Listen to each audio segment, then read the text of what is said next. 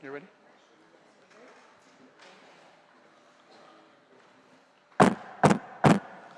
Good evening, everyone. The Committee of Whole is called back to order. We're on the Chapter 11 on the amendments. Okay, we're on Chapter 11 on the amendments, and the first amendment up tonight is Senator Paris. Yes, thank you, Vice Speaker. I just wanted, if you can refresh our memories about, as far as the rules of engagement, that we cannot change the amount or the funding source for these amendments. Is that correct? Yeah. I should make an amendment to the amendment. Right? But oh, okay. Yeah. So yeah. just about the amount, or are we not? Can you just clarify that? Yeah, it'll be ruled out of order. Okay. Yeah. Okay. And then we can't substitute an amendment that's a. Let's say yeah, because we're closed already. The chapter. We're on the amendments already. Okay. Right. Thank you. Yeah. Okay. So on the amendment, and this is SFP P.2, and I'm going to rule this out of order as it specifies the general fund, and that's from that's Chapter 1. So this is out of order. Next amendment is SFP P.125 II. Again, this is out of order.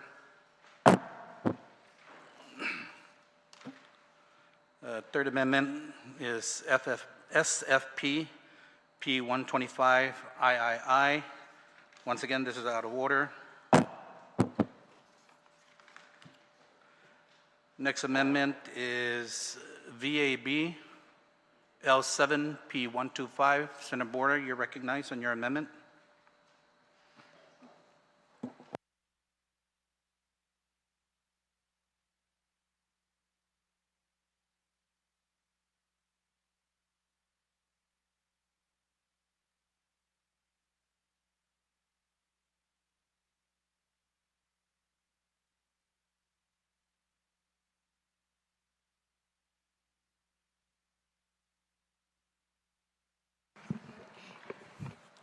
Thank you, Mr. Chair. Thank you, Mr. Chair. Today, this amendment,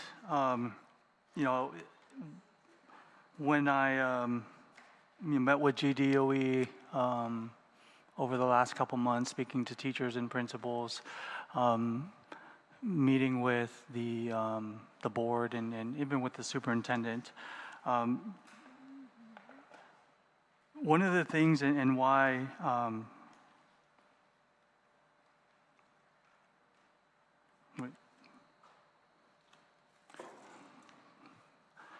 I decided to proffer this amendment, Mr. Chair, is, we've heard over the last, over the last couple years or even months in regards to the money for the mode mitigation that the department had transferred over to the executive branch.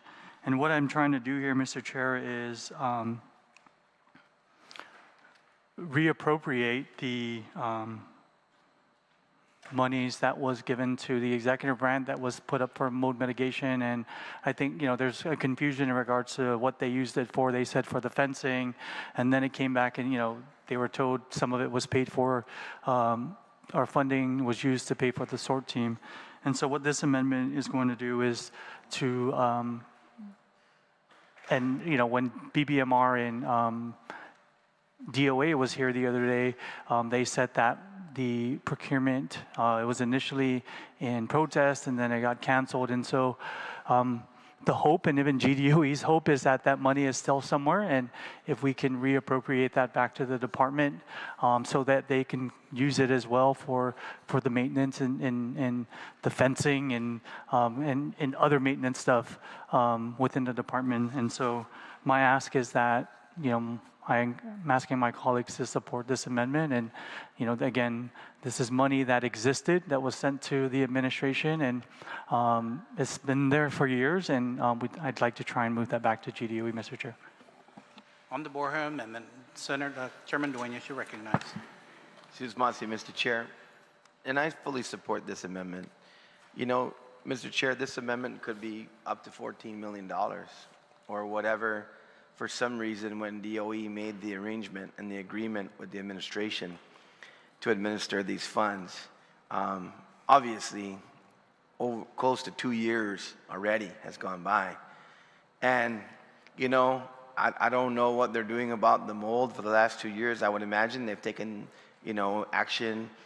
They were here talking to us about how well the maintenance team is performing. They've got good manpower. That's how they were able to pass all these inspections. The schools are doing great. I'm so proud of them. You know, it really is appropriate now when we talk about what they need money for, to say, you know what, no more. Your procurement's out there. If it's protested, things are happening with that revenue. You know, there's just been 1 million excuses to Sunday that we can't seem to get this project underway. Fencing and mold mitigation. And as far as I'm concerned, Mr. Chair, that money, every dime of it, should go back to the Department of Education, and they should use those funds the way that they see fit. You know, it was probably a good idea, and maybe the superintendent, you know, was eager to do that because he thought that he was going to get, you know, the love, if you will, about getting all those projects done. But, you know, here we are, and there that money sits, and I think it's just time to say, you know, enough is enough. Give it back to education. Let them be the ones to use that money because it came from the original $20 million that I and my colleagues were able to appropriate last fiscal year in order to be able to try to help education. And the reason for that was originally they had used 20 million plus, actually 30 million, for pay raises from ARP funds, and then they needed, and then we, this body, went back and said, okay, you use money for pay raises for that, well, here's a general fund appropriation, because you should have used general fund for pay raises. So it's about time we just say enough is enough, and put that money that was set aside and supposed to be administered by Department of Administration and give it back to DOE. Si Diyos Masi. Thank you, Mr. Chair. Anyone else on the Guåhan amendment? Ranking Member Muñoz, you recognize. Si Diyos Masi, Mr. Chair.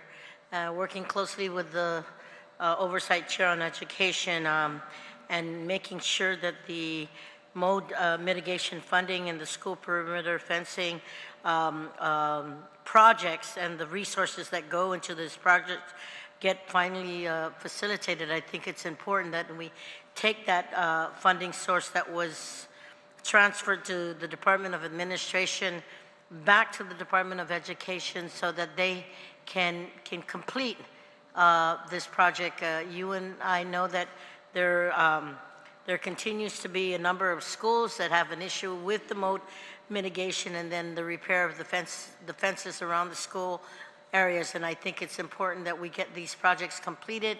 And this is the right thing to do, is to give it back to the Department of Education. I was going to ask how much this fund was as of today's date, but I understand that the Oversight Chair has mentioned that it's around that 14 million mark. So I'm okay with that, and I support the efforts. Sana Masi. Thank you, Ranking Member Barnes. Anyone else on the Guåhan amendment? Guåhan amendment? Senator Taitigui. Thank you, Mr. Chair, and good evening to my colleagues. Mr. Chair, I just have a question to the author of the amendment, if you should yield. Should the author yield to the amendment question? Okay.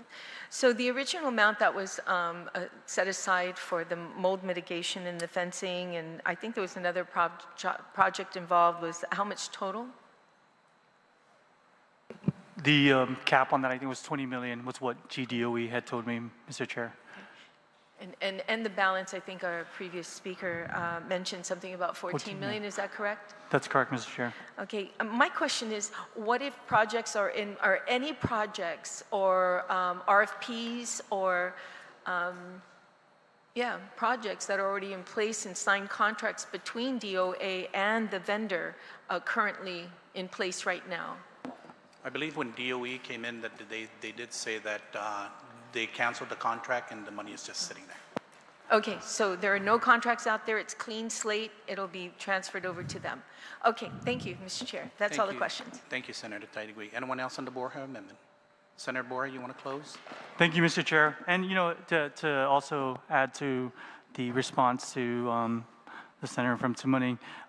Even BBMR, because that was asked of them as well in regards to those monies, they also said on the record that they were in protest. Those got canceled, and now they were going to go out and try and do an RFP, Mr. Chair. So nothing waiving my closing, but asking my colleagues for their support. Thank you. Thank you, Senator Guåhan. On the Guåhan amendment, any objections? No objections? Ordered. Next amendment is L7P125. Senator Guåhan, you're recognized. Thank you, Mr. Chair. This amendment was a tough one because again, what again I was afraid of was, hey, am I overstepping my bounds in trying to dictate what GDOE needs to do? But again, with talking, this was as a result of talking to a lot of the principals, of course, some of the previous speakers have shared in regards to the work or the amount of money that principals, teachers, the amount of money that they spend to fix the school, especially when we look at the public health mandate or not the mandate, but the public health inspections that we mandated on the schools that they had to meet in order for students and teachers to be at the school. And you talk to the administrators, if you go to Southern High, the lady at the gate, I forgot what her name was because I met her 3 or 4 months ago, and she was so proud to tell me how much money she spent on buying the materials and the supplies to get one wing up to standard so that it passes the public health inspection. You can talk to any principals who, all that I've talked to over the last couple of days are in full support of this. During the recess today, Mr. Chair, I talked to the superintendent. I sent him a copy of the amendment and I asked him if he supported the amendment, and he told me he supported the amendment. I asked some other school officials if they had any issues. Do I think others will have reservations? Absolutely, but I think just like the school facilities, Mr. Chair, this fund, it's a mandate that was put in public law that has never been funded, Mr. Chair. And I think as a newbie and a new senator and trying to do something different, I think this is that one time we talk about helping the businesses and helping the businesses and helping the community. This is the one time that I think I asked my colleagues that we help the principals, we help the school aides that spend a lot of their hard-earned money, Mr. Chair, to buy simple things like light bulbs, doorknobs, toilet bowl covers. And I'm asking, very simple, Mr. Chair, help the teachers, help the principals, and support me in putting this money aside for a Quentin Salapi Principat. Thank you, Mr. Chair. Thank you, Senator Guåhan. Ranking Member Barnes, you're recognized. Mr. Chair.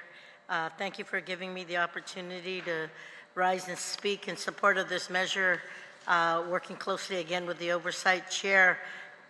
This fund, Mr. Vice Speaker, Mr. Chair, it shall be used to purchase small miscellaneous items for direct school maintenance and repairs and for classroom and library materials, supplies, and equipment in accordance with Chapter 3 of the Procurement Regulations of the Office of the Superintendent of Schools. This act enables principals to address supply shortages at their schools and helps save teachers from digging into their own pockets. This was in Public Law 21-36, long time ago. And literally agreeing with the retiring speaker and the efforts of why Quentin Salapin Principat was here, was initiated, was to truly help them in these situations when the principals find that things were needed within their school, that they'd have that opportunity to utilize this kind of funding. And I want to say that I support the efforts. I'm really glad that we were able to listen to some of the teachers out there and work closely with the Oversight Chair on this, as his Vice Chair, and I want to say I support this efforts. And I thank him for letting me co-sponsor this amendment. Thank you, Ranking Member Barnes. Anyone else on the Guåhan amendment? Senator Chalai, you're recognized, ma'am. Thank you. I have no objection to putting money to the Quentin Salapit Principat purposes. My problem is for all the other, this money's already appropriated, so I think you either have to say allocation and that you need to say from which fund, because the section that it's referring to, it's appropriated from this section part of the bill.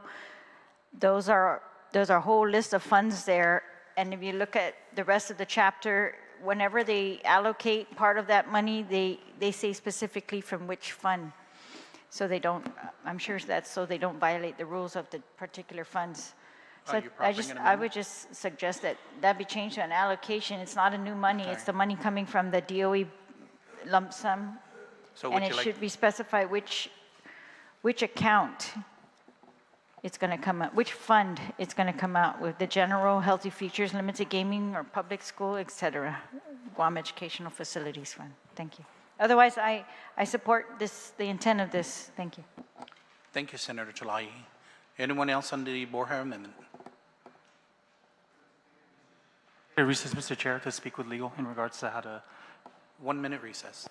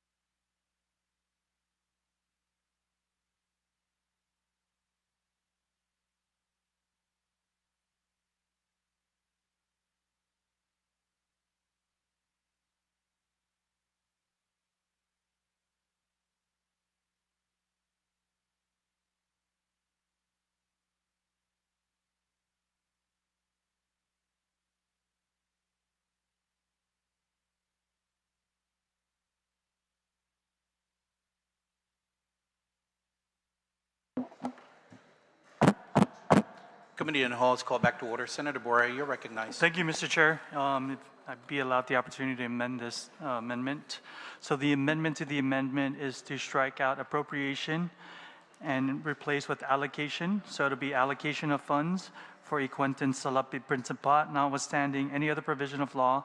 The sum of $1,200,000 is hereby strike out appropriated to allocated from the general fund appropriation pursuant to Section 1, Part 1, Chapter 2 of this Act to fulfill the purpose of Quentin Salapit Principat. On the amendment to the amendment.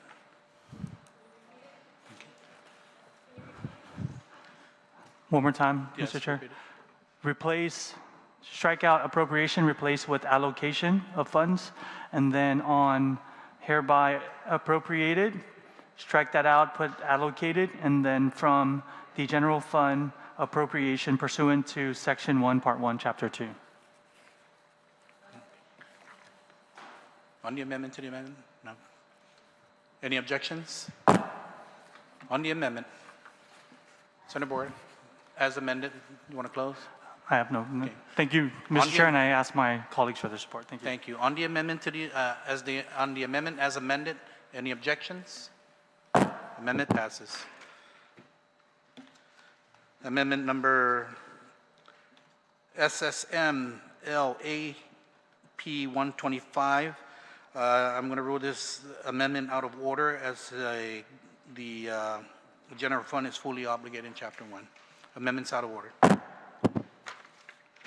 Next amendment, CBL8P125. Senator Barnett, you're recognized. Si Duswasia, Mr. Chair, and buenas noches, Mariquita, to the people of Guam. Thank you for joining us on this Wednesday evening. And I just also want to congratulate the Salvation Army as their Rock Aid event is currently underway. I know that a lot of us bought tables there and Dispensa, make sure you guys have some of the mashed potatoes. Enjoy the music for us. Be with Salvation Army. Thank you, Mr. Chair, for the opportunity to offer this amendment to my colleagues. It amends line 8, page 125 to add a new section 11 of chapter 11 to read as follows. Section 11, supplemental appropriation. The sum of $80,000 is appropriated from the fiscal year 2025 net unobligated excess revenues to the Guam Commission for Educator Certification, the GCEC, for its operations to provide administrative support to the GCEC pursuant to Chapter 27, Title 17 GCA, and to the Council on Post-Secondary Institution Certification pursuant to subsection 44104E, Chapter 44, Title 17 GCA for fiscal year 2026. Mr. Chair, I read into the record the letter from the director of the Commission for Certificate Education, well, the GCEC. Thank you. And the concern was that their budget request was short, meaning that it doesn't even provide enough to cover the salaries and benefits for the 3 employees of the commission. And so the budget as is doesn't meet the $323,091 that is the grand total of the salaries for the 3 employees. It's a very small commission, sir. And then other items that they had budgeted that aren't going to be covered by this, the budget as is for the GCEC includes rent and fiscal support from UOG's business office at $9,000 a year. Xerox contract, they use that, Mr. Chair, to print the certificates for the teachers who are getting certified. And as you all know, we're short on teachers, so anything we can do to help them empower and enable these teachers to get certified. There's also fees for Guam Webs, who host their website, and they're also working on their Educator portal. They need to pay the GTA for the phones and the internet, as well as their annual membership to the National Association of State Directors of Teacher Education Certification. They also have to pay for procurement training at the Guam Community College. 2 filing cabinets, office supplies at $1,500, and also budgeting for open government law requirements, Mr. Chair, at $1,500. So this nominal appropriation of $80,000, Mr. Chair, will essentially allow the GCEC to pay their employees the benefits, but to also be able to cover all those things that I listed down in this letter here from Michelle over at the GCEC. So I ask my colleagues' support for this simple amendment, Mr. Chair. Si Masi. Thank you, Senator Barnett. On the Barnett amendment, Senator Barnett, you want to close? No, well, just again to humbly ask my colleagues for their support, Mr. Chair. Si Masi. Any objections on the Barnett amendment? There's an objection on the Barnett amendment. Senator Tadiwe, you're recognized. Sorry, Mr. Chair, I wanted to put my hand. I just have a question. Was this funded already in the budget bill? No, it wasn't. So it was never funded? No, this amendment that he's putting in is a good amendment that he's. Oh, okay. Yeah, that was my question. Because I think I heard us talking about this. No, we were talking about it earlier when the letter came in. Right. From the Guam Educator Certification. Yeah, and then they were left out. Right. Right, of the budget bill. So, okay, I just wanted to verify that. Go ahead. Thank you, if I may, Mr. Chair. Sure.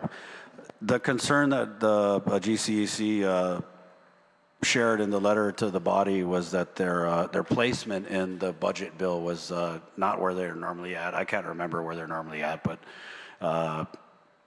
I think the issue wasn't necessarily where they're at, but how much they were funded, Mr. Chair. And I'm not sure why there's an objection to this amendment. Also, I just ask the support of my colleagues. I don't think there's anything objectionable about empowering the GCEC to certify teachers so we can provide an adequate public education to our students. So thank you, Mr. Chair.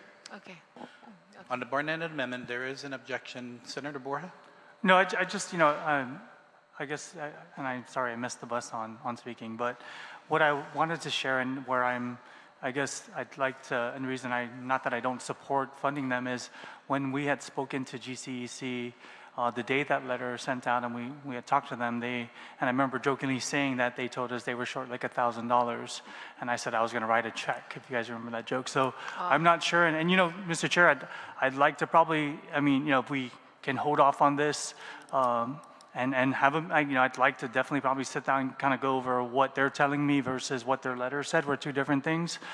So I'm just, you know, I'd just like to put that If out. I may, a a point of information, Mr. Chair, I could easily provide the letter that Michelle wrote to my office after we had discussed their issues with the budget, Mr. Chair. They are not short $1,000. Nobody needs to write a personal check. What we should do is appropriate this money so again they can meet their mandates. They're not asking for anything above and beyond. This is just barely going to cover their operations and their efforts to certify teachers. There is an objection. All those in favor of the Barnett amendment, please signify by raising your hand. Amendment fails. The next amendment. Could I make a motion to reconsider that? I have a message from the director that I'd like to read into the record. There's a motion to reconsider the actions of the body. No, I think it's just to read into the record, Mr. No, Chair. you just want to read into the record. No, I believe she wanted to reconsider. Yeah. Yeah. So, Point of order, Mr. Chair. Do we, I mean, I thought that reconsiderations in the committee of the whole is not allowed. No, just vote. Mr. Chair, again, I would like to point of go through it if I'd like to. point of order? Yeah, point of order, again. Okay, you're recognized, Senator. Yes, thank you, Benitez. Mr. Chair. I'll go ahead and read it in the record. Section 688, limitations on committee of the whole. This is number 3. Committee of the whole C. Sorry, excuse me. Excuse me. It's a limit. There's limitations. Give me 1 second. Oh, it's F. I make a motion notwithstanding the rules. Excuse me.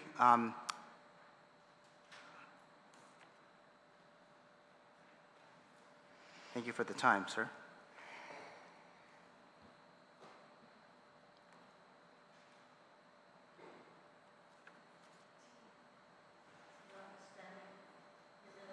Yes.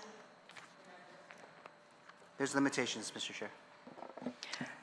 I make a motion notwithstanding the rules to reconsider the actions of the body on the amendment for the Commission for Educator certification because the director, the newly... I object if she's going to read a message because when I attempted to play a video, it was objected and we had to do a whole vote. Newly whole hired thing. director. So is that the motion that I need to make just to took office object in April. to her reading a message? And Okay, she we're says... Because go that's ahead. what happened to me when I tried to play my video. The amendment failed, She and said she's- yeah. my stance is that we'll continue to move on the failed amendment. My motion, Mr. Chair. Your motion is to overrule the chair? No, my motion is to reconsider notwithstanding the rules. There's a motion to reconsider the actions of the body notwithstanding. All those in favor of the reconsideration, please signify by raising your hand. Motion fails. Thank you, everyone. Next amendment is amendment number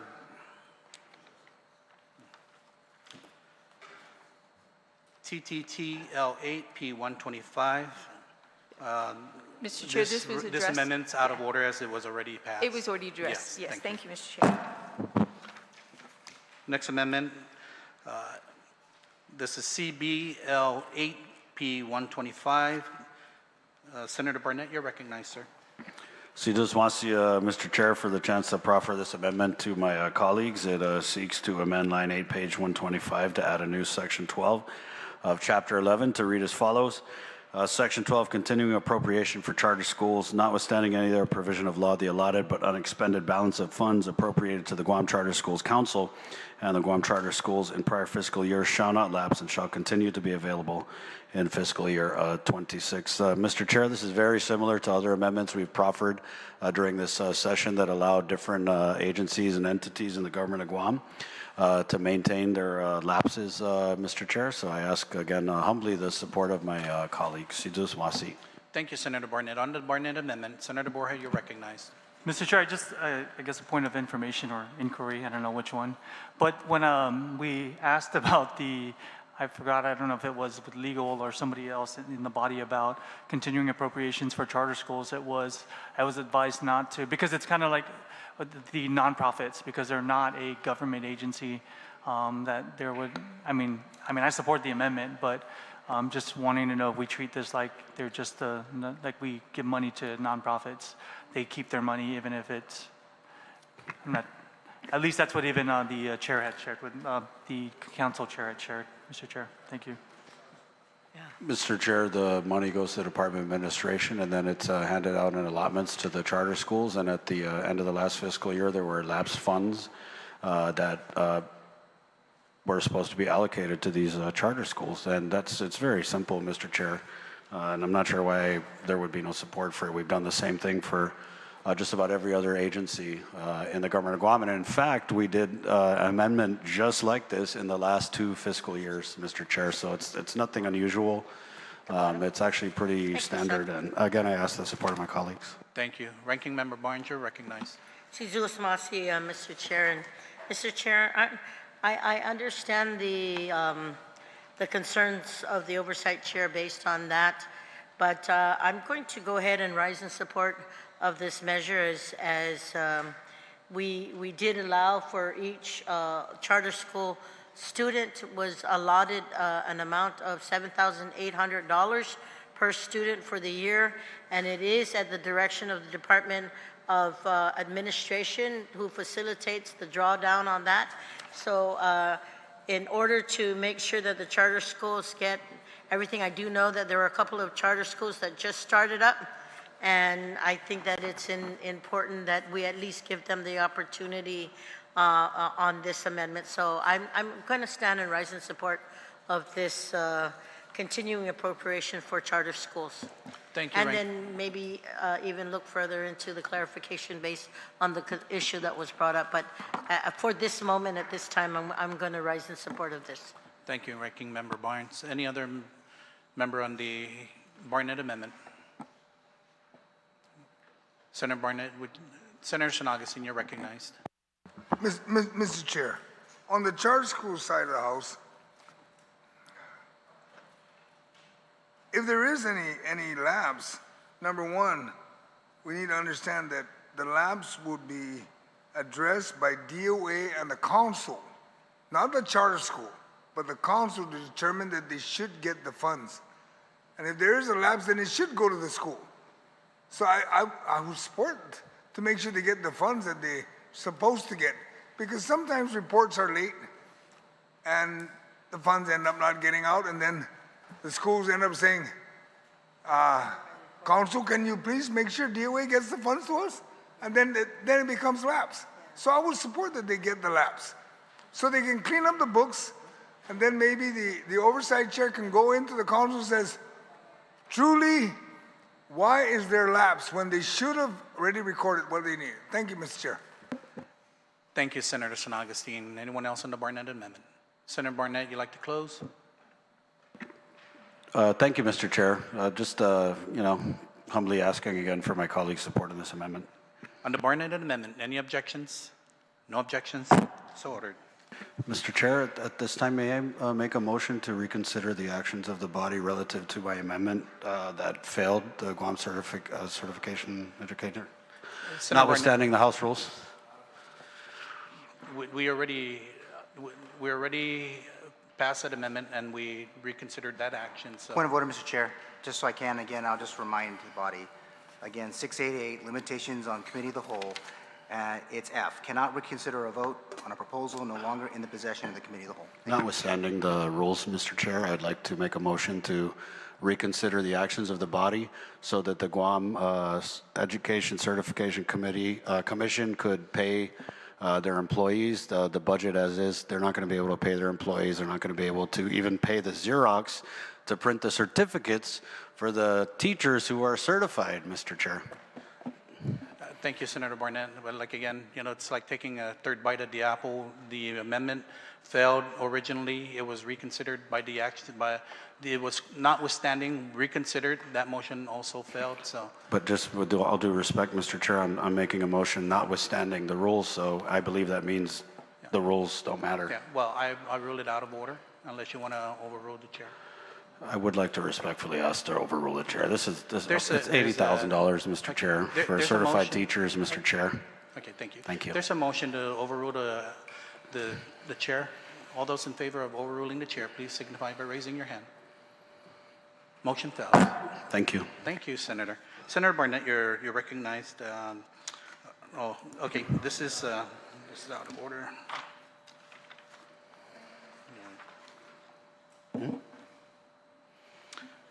This is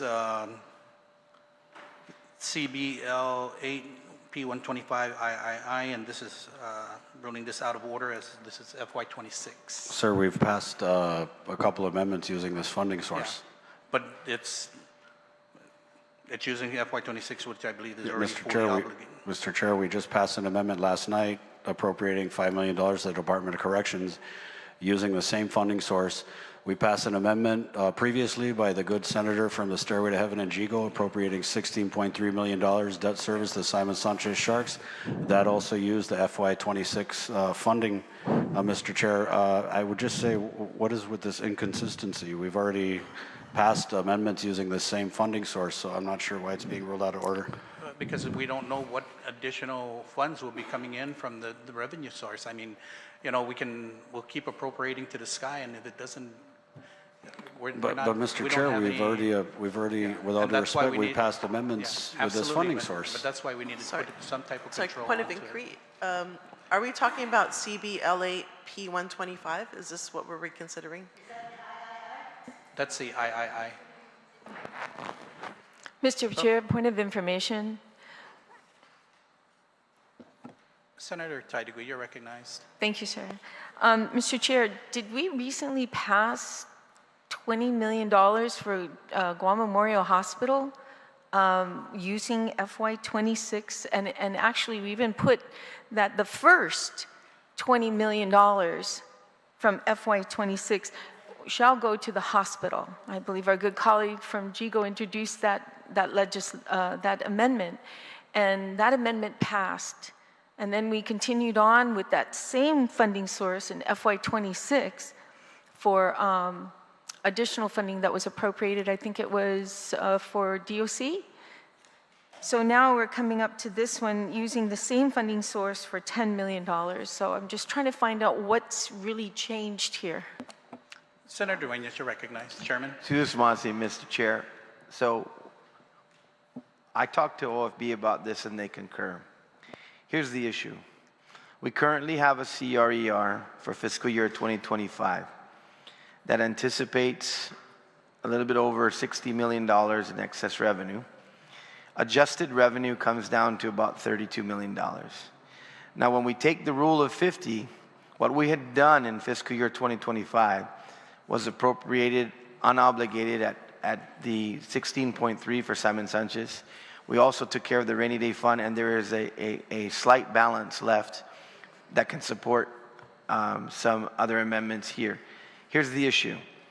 If we continue to appropriate the potential excess revenues in 2026 above what we're currently tracking, because really between the 22 million and the 5 million, we're already at 50%. We could potentially, right in the first CRER of the new fiscal year, be in a deficit, because it's going to have to track over 60 million in order to be able to handle those appropriations we already made. When we look back on the CRER, one of the reasons why it's adjusted is $10 million in fiscal year 2025 of special funds revenues that's not covered, as well as $9 million doing the same thing that the 22 million and the 5 million do. And so for that reason, I object. We will be over appropriating, and we should not put our government in risk of a deficit. So I stand by your ruling. The reason why we were able to fund Simon Sanchez and the reason why we were able to fund the rainy day fund is because we held the line, and we held that 50% in abeyance in order to make sure that we would meet those appropriations. So I agree with your ruling, and anything additionally to 2026 is irresponsible to appropriate, Mr. Chair. Thank you, Chairman. I still have the floor, Mr. Chair. Yes, My go- question, and I appreciate the explanation being made. However, they were talking about, trying to guesstimate and try to follow what last, in the last, I can't say the last because we're in 2025. So if we're looking at the CRER that's in 2025 that has not been finished yet, we're looking that we've already have an excess as of June 2025, $56 million, 56 million. And then if you look at the July that just came in recently, we've gone up an additional 5 million. So you're looking at about $60-some million. Now we've only appropriated, if I'm not mistaken, and if you can correct me, Mr. Chair, to verify, is the Simon Sanchez 16 million coming from FY25 excess or 26? Point of information, it is 2025 revenue. Okay, so we're talking about 26. And in June, we are already trailing at 56, and then July, now we're trailing almost $60 million in excess revenue. So we've only appropriated so far 20 million to the hospital, which is going to be the first, and only 5 million, that's only 25 million. We haven't even come close to what their guesstimate and using the numbers from this year to predict next year. Mr. Chair, We're not even close to that. That's exactly what we did. We only appropriated at 50% of the level because the adjusted now for fiscal year 2025 is 63, but it's already accounted for the first 35 on the top, so the bottom. So we have a rule of 50% level for appropriation. Okay. And so we have already appropriated close to 50%. We should not go above that, otherwise we can go into deficit. Okay, I understand now, Mr. Chair. So you're taking what's estimated at $60 million excess, you're cutting that in half to make it 30, and right now we're almost at 30 million. Correct, Senator. So what I'm doing is doing the same thing we did in this current fiscal year, is to say, let's hold the line on only 50%. We've already appropriated almost 50% of the first revenue coming in, which means we'll only have 50% even if we track at the current level. Okay, thank you. Thank you for that. This amendment's out of order. Mr. Chair, point of order. Senator Chalahi, you're recognized. Yes, the last, the OFB chair was debating whether it was wise or not to pass this amendment, but I don't believe that we can create a new rule after we've already ruled amendments with this funding source are adequate funding sources. We did it for the boys the other day. I don't see why you're going to make a new rule that was never announced, and that does not exist anywhere on our record. And if it's it's an appropriate ruled in order funding source one day, how could it turn into an unallowed funding source the next day, unless there's no funds there? But that's not the case. That's not even the argument. I think we should just argue it, and it's an amendment that needs to be argued. It's not out of order, it just needs to be argued. If it's not a good idea, great, vote it down. But to cut off debate by inventing a new rule is just, again, it's just going to cause problems for us in here. Let's just follow the rules, make a fair debate on each amendment one by one, and we can get this done very quickly and efficiently. But not to create new rules or make them up as we're going along. Thank you, Senator Chalahi. Speaker Blas, you're recognized. Thank you very much, Mr. Chair. And Mr. Chair, I can appreciate all the conversations that are being had, so I'm going to make this formal. Okay, as noble and as well-intentioned as the amendment is, I'm going to object to this amendment based on, you know, again, the concern that we have with regards to how we're already appropriating money we haven't even realized yet. Give us an opportunity to be able to look at what our history is.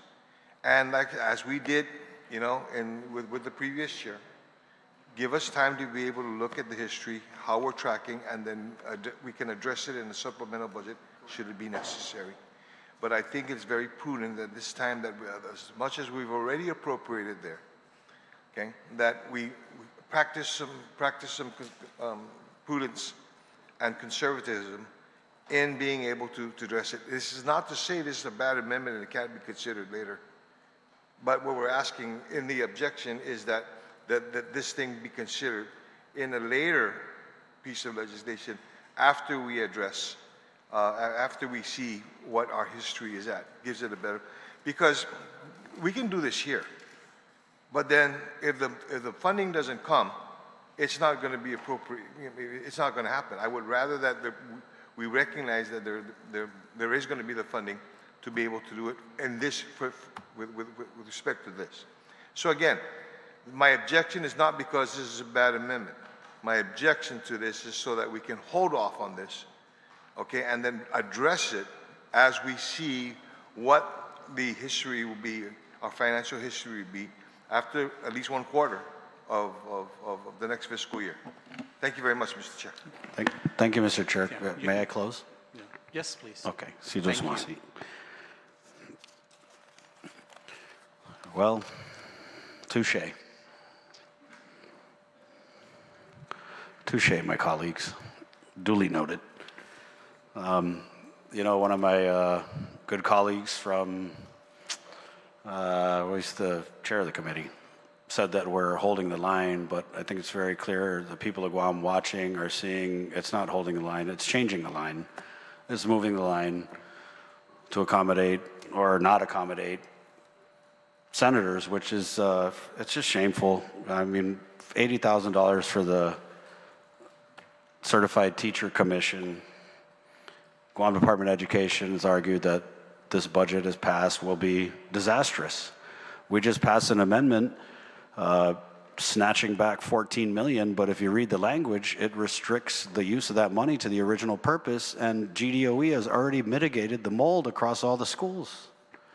So this $10 million from a funding source that a majority of members in this body have already approved in several amendments is absolutely needed by the Guam Department of Education, Mr. Chair. And, you know, humbly speaking, I just do it for the kids. Please, Mr. Chair, this funding source is good. It was good last night. Maybe they didn't like the amendment that passed with it, and you know, but I'm sorry, we did that for the good of the corrections family, and it was the will of the body. And so I just ask my colleagues' support for this amendment. With all due respect, Mr. Chair. On the Barnett Amendment, there's an objection. All those in favor of the Barnett Amendment, please signify by raising your hand. The amendment fails. Amendment FBJ P.125, Senator Speaker Blas, you're recognized. Thank you very much, Mr. Chair. Mr. Chair, what this amendment will be able to provide is $39,000 from the net projected unobligated fiscal year 2035 general revenue fund balance as identified in the June 2025 CRER to go to public health, social services, for the purposes of helping the foster care division purchase basically needed products, food and otherwise, for the children that are under their care. You know, I bring this because what happened was this was basically legislation that was introduced in the last legislature. It wasn't able to be addressed, you know, at the time because we ran out of time then. And so there is the funding to be able to address it here. And so what I'm asking my colleagues, again, it's just $39,000, for public health, so that we could go in and, they were informed about this last year, and they were anticipating it, and we just want to be able to make good on the promise that we made for them. Thank you very much, Mr. Chair. Thank you, Speaker Blas. On the Blas amendment, Speaker Blas, you'd like to close? No, that's fine. Any objections on the Blas amendment? No objections? So ordered. Next amendment, P125. I'm sorry. Sure. On the last amendment, Yes. okay, no, it's all right. Thank you. You're okay? Okay, thank you, Senator. Next amendment, FBJ, P125II. Speaker Blas, you're recognized. Thank you again, Mr. Chair. Mr. Chair, what this amendment will be able to provide is $35,000 to the Harvest House Resource Center that also cares for foster children. This is, as well as the previous amendment, is to be able to provide them some funding to be able to get some of the items necessary to take care of foster children. Again, this is another piece of legislation that was previously introduced. There was basically a commitment made, at that time, and this is our attempt and to be able to make good on that commitment, to be able to provide them, again, this funding to be able to help take care of our foster children. It's $35,000. It's from the unobligated, basically excess funds from 2025 as of June 2025, and I ask my colleagues for their support. On the Blas amendment, Senator Tidy, you're recognized. Thank you, Mr. Chair. I just want to find out how this money is being transferred to Harvest House. Is this a pass-through going to, because usually you can't give it to a nonprofit directly. It usually goes under an agency, and then that agency then distributes it. But usually we never. Speaker Blas, you. Maybe we can make amendment. I think that to answer the question, I'll go and I'll yield to the question. To answer the question, I do remember the conversation that we had at the time this thing was initially introduced. It would be actually a pass-through through the Department of Public Health and Social Services to the Harvest House, because they do have control basically of the foster care system on the island. Can I just take 1 minute recess? 1 minute recess.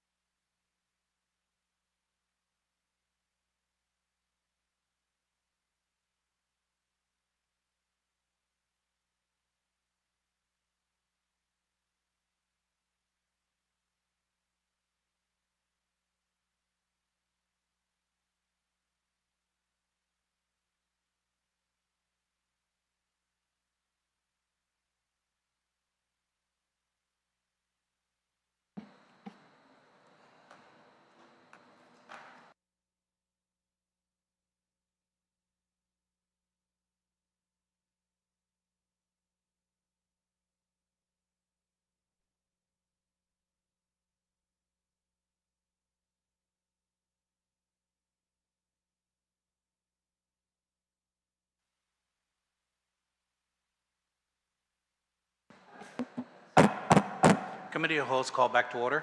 Thank you, Mr. Chair. Mr. Chair, I'd like to be able to request that, in the interest of time, and while the amendment is being made, which is an amendment I don't think anybody is going to object to, that we set this and then we come back to it. Okay. Okay? There's a motion to set this amendment to the side. Any objections? None? Okay. Next amendment is CBL7P125. Senator Barnett, you're recognized, sir. Senator Demacia, Mr. Chair, thank you. It amends line 7, page 125 to amend Chapter 11 and add a new section continuing appropriation for the Department of Corrections, notwithstanding any other provision of law, the allotted but unexpended balance of funds appropriated to the Guam Department of Corrections in prior fiscal years shall not lapse and shall continue to be available in FY 2026. Again, Mr. Chair, similar amendment to many that we've passed during this session that allows them to hang on to their lapses. Sijos Masi. Thank you, Senator Barnett. On the Barnett amendment, anyone wish to speak? Senator Barnett, you wish to close? Okay. On the Barnett amendment, any objections? No objections? Next amendment. Yeah.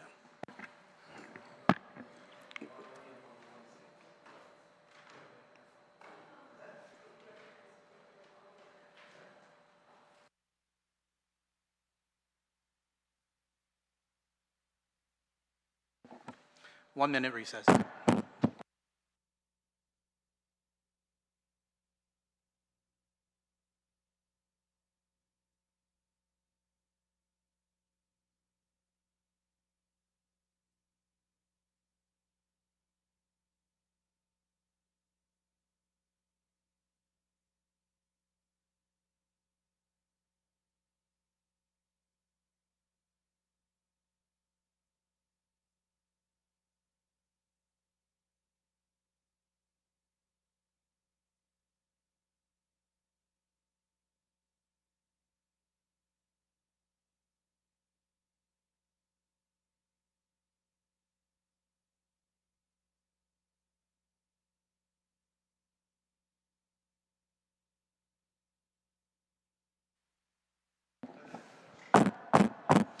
Committee of the Whole is called back to order. Next amendment, L7P125. Senator Barnett, you're recognized. You're recognized. Sijos Masi, Mr. Chair. Thank you for the opportunity to open on the amendment, which amends Chapter 11 to add a new section to read as Office of Veterans Affairs Appropriation, notwithstanding any other provision of law, the sum of $1 million is appropriated from the net projected unobligated fiscal year 2026 general fund revenue balance to the Guam Office of Veterans Affairs, Mr. Chair. I think in the discussion on the chapter on Veterans Affairs, it was clear that this $1 million is needed for them to hire the VSOs, the maintenance staff, and otherwise keep their head above water, Mr. Chair. You know, we always talk about supporting the veterans, and in the public hearing hall for several measures that we passed supporting the veterans said, you know, thank you for your service isn't good enough, that we have to back up that thank you for your service with meaningful and real support, Mr. Chair. So this appropriation of $1 million to go to the Guam Office of Veterans Affairs, I think will show that we are not just offering lip service, but true service to our veterans. So Sijos Masi, Mr. Chair, for the chance to proffer the amendment, and I ask for the support of my colleagues in its passage. Viva Veterano. Thank you, Senator Barnett. Any member on the Barnett amendments? Speaker Blas, you're recognized. Thank you very much, Mr. Chair. You know, once again, Mr. Chair, and you know, with all due respect, well, I really don't have a problem with the wanting to provide more funding and everything. It's just that, as I had stated earlier, I'm going to respectfully object to this amendment on the basis of, again, it's going to be funding is going to be taken from a general fund balance that for a fiscal year that hasn't even started yet, and again, wanting to stay with the rule of being able to ensure that there's enough funding to be able to provide, you know, this appropriation, that we hold off and being able to make these kind of basically amendments and attempts to draw from this funding source. You know, Mr. Chair, I'm going to make it as part of, I've gone through all the amendments that we have and that we're going to be able to deliberate on, you know, from both sides of the House, whether it be Republican or Democrat, and I'm going to raise the same objection no matter where it's from, so that we can basically, again, hold the line, so that we can give ourselves an opportunity to see what our history will be with regards to the funding that could be available or that will be available in this fund, so that we can make make the proper appropriations to it. So again, I don't have a problem with what you want to do with this. I just, based on where the money is going to come from, I have to respectfully object to this.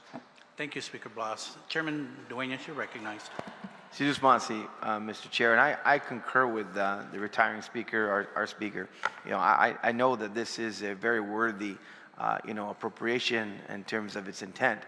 But once again, just to be clear, and I'll say this on every amendment, whether it's what side of the aisle it's on, we have hit the 50% mark of a rule of 50% by having already obligated the first 22 million of fiscal year 2026 excess revenues and fund balance, as well as 5 million for DOC. Very worthy projects. But once again, when we take the current CRER and the way it's tracking, and we're looking, our OFB director has already stated on the record, we have hit the level, and it's clear. Every CRER that's coming in is a variance of about 1 or 2 million. We do not see the 10, 15, 20 million excess revenue anymore. Our OFB director made it clear on the record that our current CRER that's tracking is 65% less than what it had been tracking in the previous fiscal years. It's only prudent that we only allocate and appropriate the first about 50% of what we might consider as tracking. If it tracked next fiscal year, which will, the first one we're going to get is going to come in November for October, and then we will see what it's tracking. And I bet you it's going to be very close to what we're tracking right now. And we've already obligated 50% of that. Mr. Chair, as I close this objection, this is exactly when we rose and stopped last year, when we started getting $120 million worth of amendments that was chasing $27 million of anticipated excess revenue in the prior fiscal year. That is what we did and then what we did is exactly what our good speaker is saying. We came in later. If we can come in a full quarter later, at least to see if everything is true, then we can sit down and do another supplemental appropriation if that's the will of the body. But right now, this is what we're doing last time. We're going to creep up. There's probably way more than 40 or $50 million anticipated to try to appropriate, which would be almost the whole CRER amount if it was tracking. Therefore, I object respectfully and say, let's see what's going on, and we'll appropriate in the next fiscal year. Mr. Chair. Thank you, Chairman Dueñas. Anyone else on the Barnett Amendment? Senator Guåhan, you're recognized. Thank you, Mr. Chair. And I felt the need to get on here well, one, I object to the amendment, not because I don't support the Veterans Affairs Office. I think, and why I rise in opposition of this amendment is, like when I was explaining to one of my friends who's a DOC employee this morning, when he asked why I didn't support the vote for the amendment to fund DOC. And I said, I think, it's not because I don't support DOC, and it's not because I think that there are other things important, but for me, when I first came in, or when we first started this budget process, and we talked about, how can we fund all these other extra things with money that, and there was that, somebody said, well, you can try to introduce an amendment to, in case we get more money. And that, for me, I don't want to, I said, for me, I'm not going to sit here and say, yeah, let's hope that after, the senator from Jigo's amendment, which takes the 20 million, the first 20 million of excess to fund, to go into the rainy day fund, and then the 5 million for DOC, hopefully we get the 5 million. And just based on the conversations that I had with OFB, it would have been prudent that we hold off on trying to spend money that doesn't, that we don't even know if it's going to get here. And that was my position. And the question I asked OFB too is, hey, we're we're projecting all this extra revenue. We're spending it as it's here, but it's not here. We come in and we spend it. And then we need to fund other priorities. Like we talk about the federal grants that we don't know. Today it could be funded, tomorrow it won't. And we need to, go into session and appropriate money to fund that. So we continue to spend, one, We're spending money that doesn't exist. We're going to hope that it fills the $20 million for the rainy day fund. We're going to hope that DOC gets the $5 million to build the prison or to fund the prison. But the reality is, and it's not, I don't think it's because we don't want to fund it. This is money that we're really saying, hey, if we get this money, then we're going to do this. I think, in the first quarter, we monitor the revenues, and if it projects to where we need it, I will gladly support any legislation to fund GDOE, to fund the Veterans Affairs Office, Mr. Chair, and that's my objection. Thank you, Mr. Chair. Thank you, Senator Borja. Anyone else on the Barnett amendment? Senator Barnett, would you like to close, sir? Definitely. Thank you, sir. Thank you, Mr. Chair, for the opportunity to close on the amendment.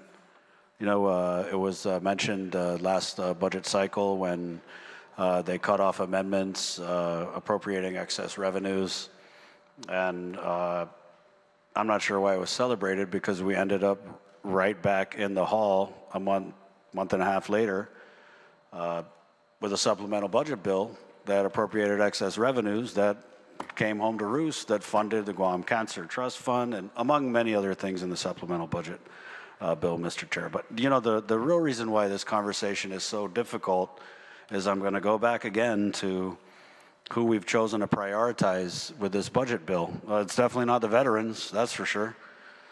We're giving the biggest businesses on Guam $40 million in a corporate BPT discount, but we can't even spare $1 million for our veterans? We can't even spare $80,000 to help teachers get certified? Frankly, it's ridiculous, and it's an insult to the veterans, Mr. Chair. This budget as is shorts our veterans, and I just ask the support of my colleagues. The logic isn't, as I said last night, it's not really logicking right now, Mr. Chair, and so many of us talk about supporting the veterans, and so I ask that we do it for real by supporting this amendment. Sidos Masi, Mr. Chair. Thank you, Senator Barnett. Point of information, Mr. Chair. Senator Duenas. The supplemental appropriation of $50+ million came home to roost because it was a real funding source. The rest of the $70 million would have never came home to roost because the money wasn't there. Thank you. Thank you, Chairman. Point of information, Mr. Chair. We're going to get $1 million to fund the veterans. That's ridiculous. The assertion's ridiculous, but with all due respect, thank you. Thank you. There's an objection on the Barnett amendment. All those in favor of the Barnett amendment, please signify by raising your hand. Amendment fails. Next amendment, SFP 125 IV. Yes. It was already covered? Okay. So would you like to withdraw this amendment? Okay. The amendment's withdrawn by the author.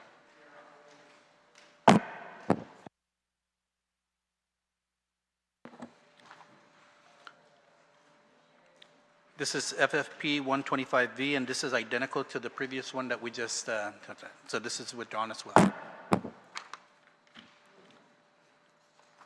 Next amendment is SFP P.2.V1. Senator Perez, you're recognized, ma'am.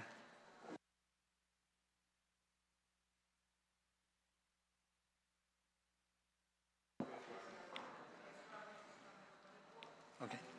Yeah. Okay. I'll withdraw this one because I have another one that has a different source. So this is withdrawn. Next one is the SFP P.125 VII. Senator Perez, you're recognized. I think this one, I have the next one I want to proffer, so I'll just pass on this one. So she withdraws this one as well. Next amendment, SFP P.125 VIII. Senator Perez, you're recognized. Thank you, Mr. Chair. And thank you to the clerks for all the amendments for this particular cause. So what this amendment does, it would, notwithstanding provision of law, would appropriate a sum of $150,000 using the net unobligated fiscal year 2025 general fund balance to Department of Integrated Services for individuals with disabilities for the express purpose of providing private care services to individuals with disabilities. This appropriation shall not lapse and shall continue to be available to fully expend it. And so what this does, in meeting with DISIT, there is a need that those with disabilities have in regards to caregiving services. And so I did introduce a bill, and so what this would fund is basically 35 of their clients to receive caregiving services, 16 to 21 hours per week, at a cost of roughly $15 to $20 per hour. And so that's where this 150,000 came up with. So at the low range, it's about $8,400 a month. At the high range, they were estimating $44,100. So it's kind of like a mid-range amount that's estimated for the year for these 35 individuals. In meeting with DISIT since then, so I asked, you know, I thought that this would cover it, but apparently there's even a bigger need out there. So this is really just the minimum request that they had to help those with disabilities to be able to live independent, you know, more of independent living, to be able to get out of the house. They need that help to get up, get ready to get out of the house and do, you know, the activities that many of us enjoy and, you know, take for granted. And so, you know, I thank my colleagues for their support. I thank I ask for my colleagues for their support and thank them in advance because I think this is a true need in our community that needs to be provided. Thank you. Thank you, Senator Paris. Anyone on the Paris amendment? Senator Paris, would you like to close? No, but I just want to thank my colleagues for their support. Thank you. Any objections on the Paris amendment? No objections. Amendment passes. Next amendment is SFP P.2 Senator Paris, you're recognized. Yeah. Would you like to withdraw this one?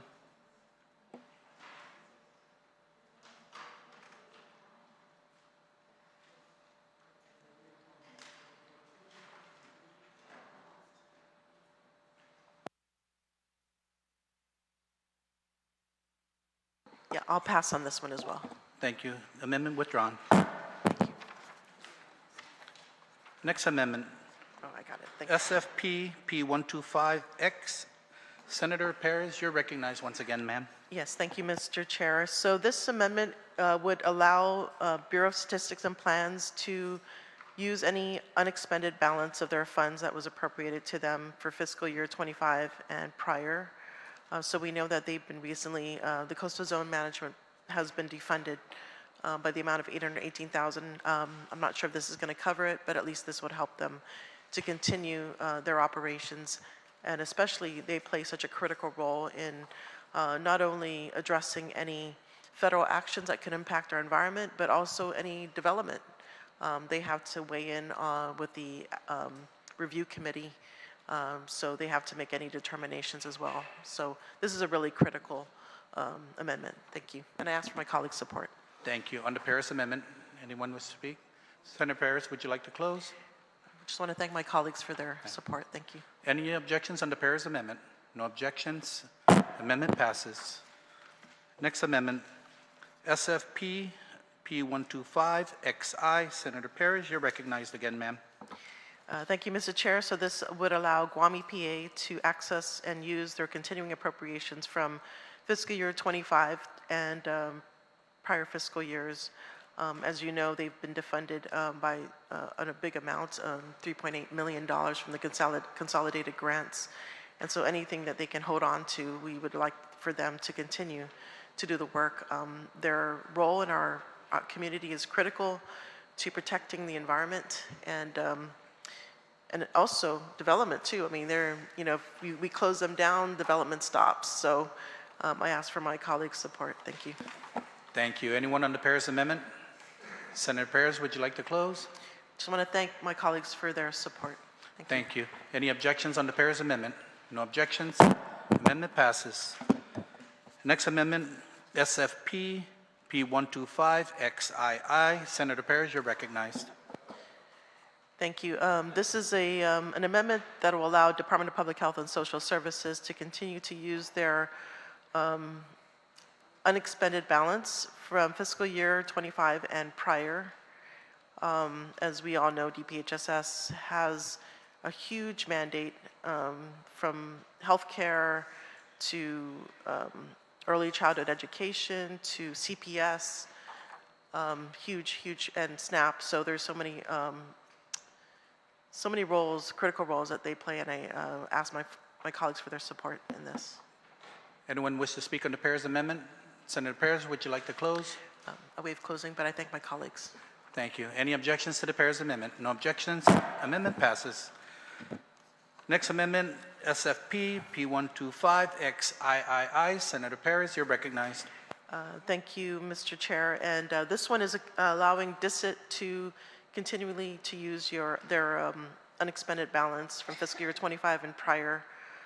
I think it's critical that DISIT continue to use these funds for disenfranchised part of our community and to continue to do the work that they provide. So in meeting with them, they have a whole host of activities from adult daycare to in-home services and providing supplies, wheelchairs, equipment to those in need, and it's critical that we continue to support them. Thank you, Senator Perez. Anyone on the Perez amendment? Senator Perez, would you like to close? Thank you again. Thanks. Any objections to the Perez amendment? No objections. Amendment passes. Next amendment, SFP P.125XIV. Senator Perez, you're recognized.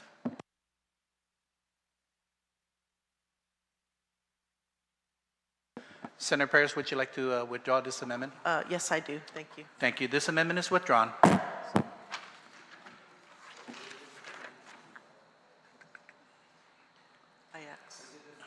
Which one? No.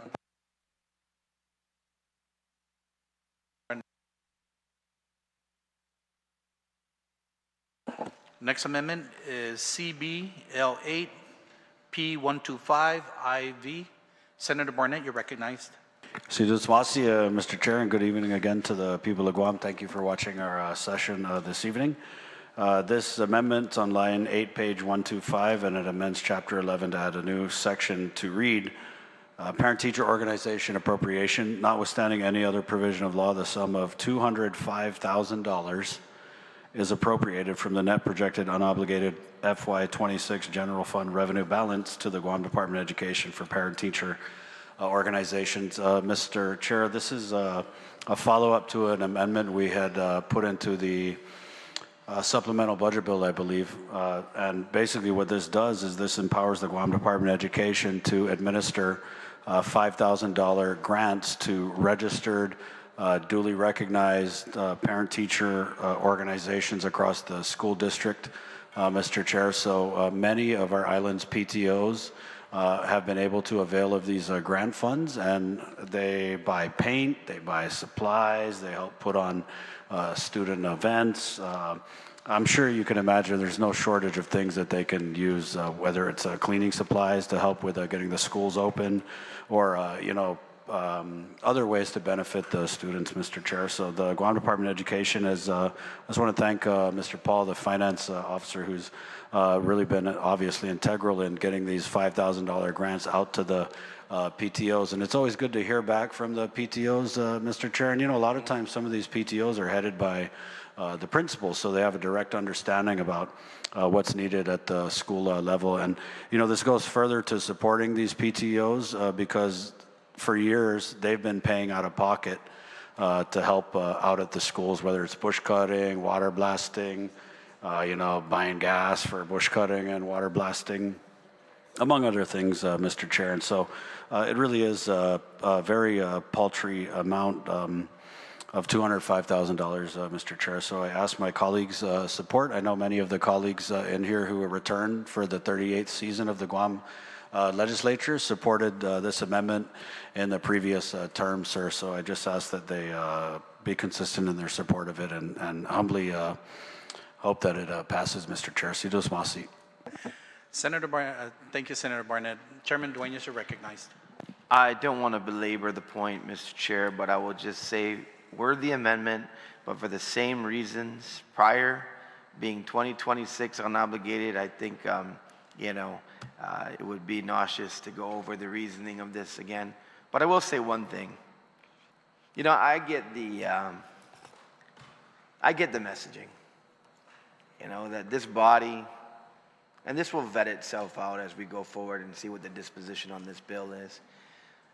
But this constant messaging of how horrible we are for keeping a promise of rolling back the BPT after 7 years and trying to give our businesses out there an opportunity to have the same realization of opportunities that our government has had all these years of being so flush with cash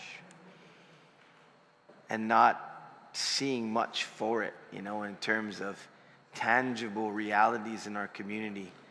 Just a whole bunch of cash pay raises, some of them worthy, others not so much. I was waiting for the time to just go ahead and say, because I wasn't going to counter every single time ad nauseum that message goes out, as if the private sector and those individuals that have endured the 5% BPT for all these years, are some kind of bad people, just bad people, like they don't have employees and payroll, like they don't have overhead, like they weren't affected by Typhoon Mawar, like they haven't had issues with tourism falling apart and we're trying to invest in it now and getting it back up. They haven't endured anything. They're just greedy. That's all. Just greedy people. And so I know that the closing narrative probably would have been that again. So I just wanted to get in front of it because this is exactly what continues to be spoken about here. And I tell you, there's a lot of people out there. There's 46,000 people on this island, Mr. Chair, that work in the private sector. Most of them work 2-3 jobs just to get by. With every closing business, a lot of them don't have their second or third job anymore because it went away when that restaurant closed, when that store closed. And everybody wants to predict what a business makes, Mr. Chair. Everybody wants to predict that they're so rich because maybe they have a couple $1 million in their revenue that it shows. But they got no idea what the overhead is. What do they sell? A product? What service do they provide? Do they have 50, 60, 100 employees that are payroll? Do they have operational costs like vehicles, insurance, all kinds of overhead? Mr. Chair, I'm not going to predict, and I'm sure you don't have to go on the record, but I'm sure your margins within your business are pretty tight. You've said this on the record, Mr. Chair. You haven't raised your prices in probably over 10 years for a very, very, very worthy and a service you do to help families in their time of need when they're so bereaved and hurt to lay their loved ones to rest. And I'm sure you haven't done that because I've been there with you just visiting and saying hi to Annette and watching those families sitting there clutching their hands, crying, saying, can you help us? Can you front us? We'll go through the chinchuli later and hope for God that we get enough to be able to pay you. I know you're probably embarrassed that I'm saying those things, but I want to say it because I know it's true. And I know that's why you probably haven't raised your prices in all those years, because you know how hard it is to help people. I'm just not going to sit here and tolerate the constant demonization of businesses because they're bad, greedy people. If we want to get a tax code, front office says do this, my God, they got all the power of all this executive branch. Why don't you send us a bill that exempts the big fat cats? I object to this, and I object to the narrative, Mr. Chair. Thank you, Chairman Dueñas. Senator Borja, you recognize. Thank you, Mr. Chair. I think, consistent message for me with the FY 2026 is, I'm not comfortable with the attempt to, or trying to spend money. I mean, we already have 25 million projected to allocate it, to appropriate it. That doesn't even exist.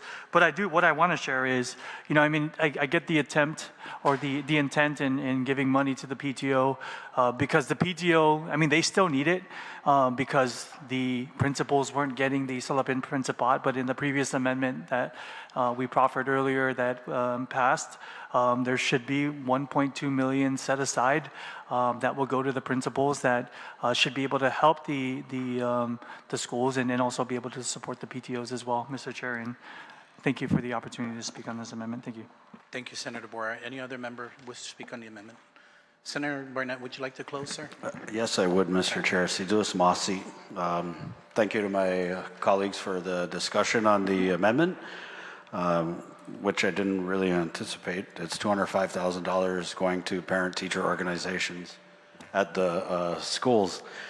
But, the people are watching, Mr. Chair. It's not a narrative. It's the facts. It's the facts, Mr. Chair.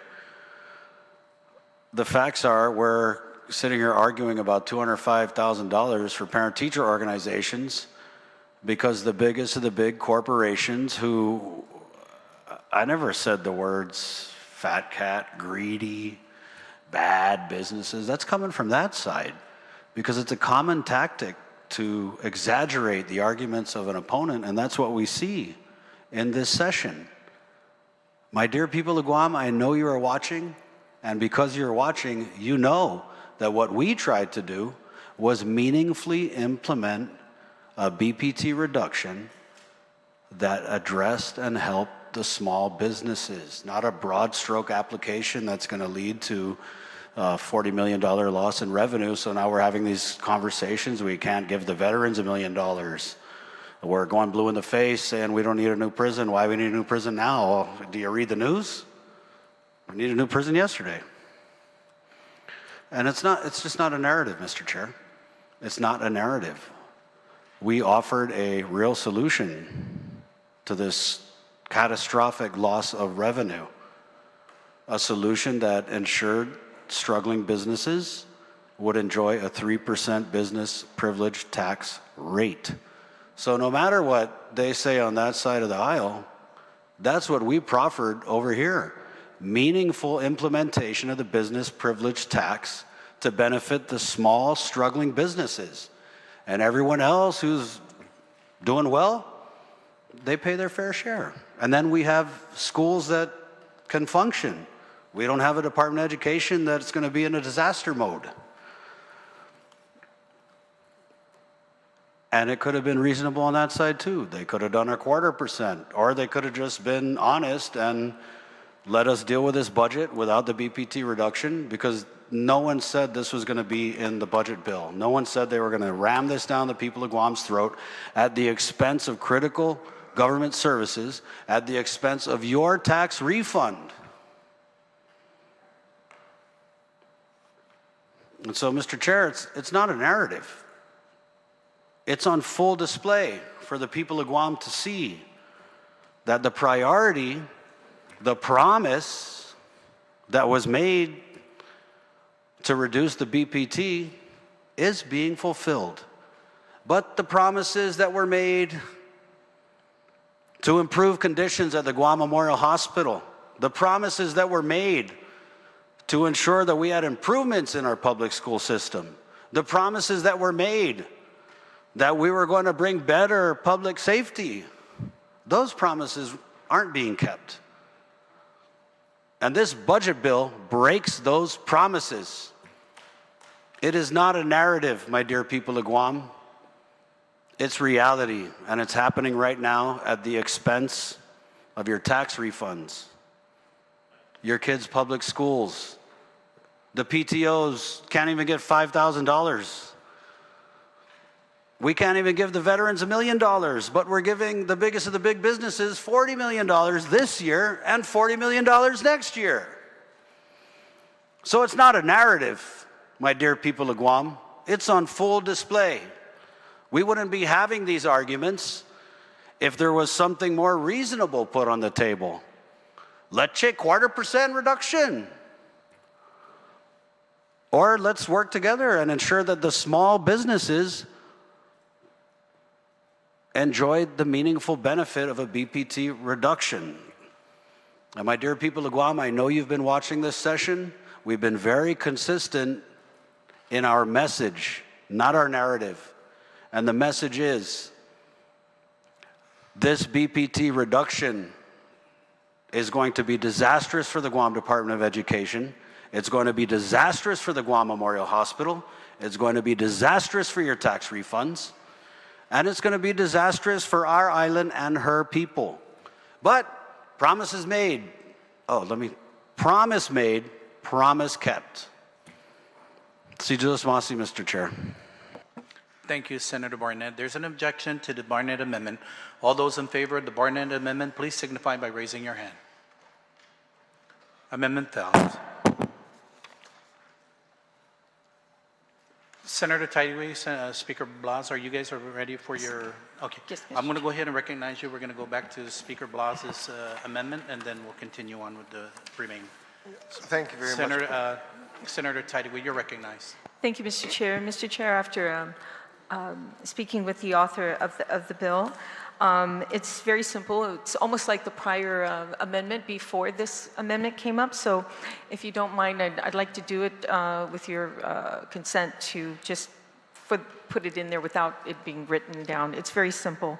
If my colleagues can follow along on this, it will start where it says, notwithstanding any provisions of law pursuant to Section 43 of the Chapter 12 of Public Law 37125, the sum of $35,000 is hereby appropriated from the net projected unobligated fiscal year 2025 general revenue balance as identified in June 2025 Consolidated Review and Expenditure Report to, and this is the inclusion, the Department of Public Health and Social Services for. Again, the inclusion after to is to include the Department of Public Health and Social Services for. And then, Mr. Chair, it continues on, Harvest House, Resource Center of the Care of Foster Children. Thank you, Senator Tideway. Mr. Chair. Yes, Senator. I'm just curious. Which one are we working on? Okay. We went back to Senator Blas's amendment, and this is the FBJ P125 II. This is the one that we set aside. Right. Are we going to get a copy of what was just changed? So it was just a very slight change from expenditure report it's just a slight DPHS change. for Harvest House. Right. Yeah, so it's Department of Public Health, and then it's going to Harvest House. Yeah, because it has to have a pass-through. Yeah. So it's going to Public Health, and then Public Health will then pass through it to Harvest House. So we have to indicate that, right, at expenditure report to the Department of Public Health and Social Services for, and then Harvest House Resources Center continue. Can I just help one second? Can I comment? Sure, Senator, go ahead. You can comment. Just a simple clarification. Sure.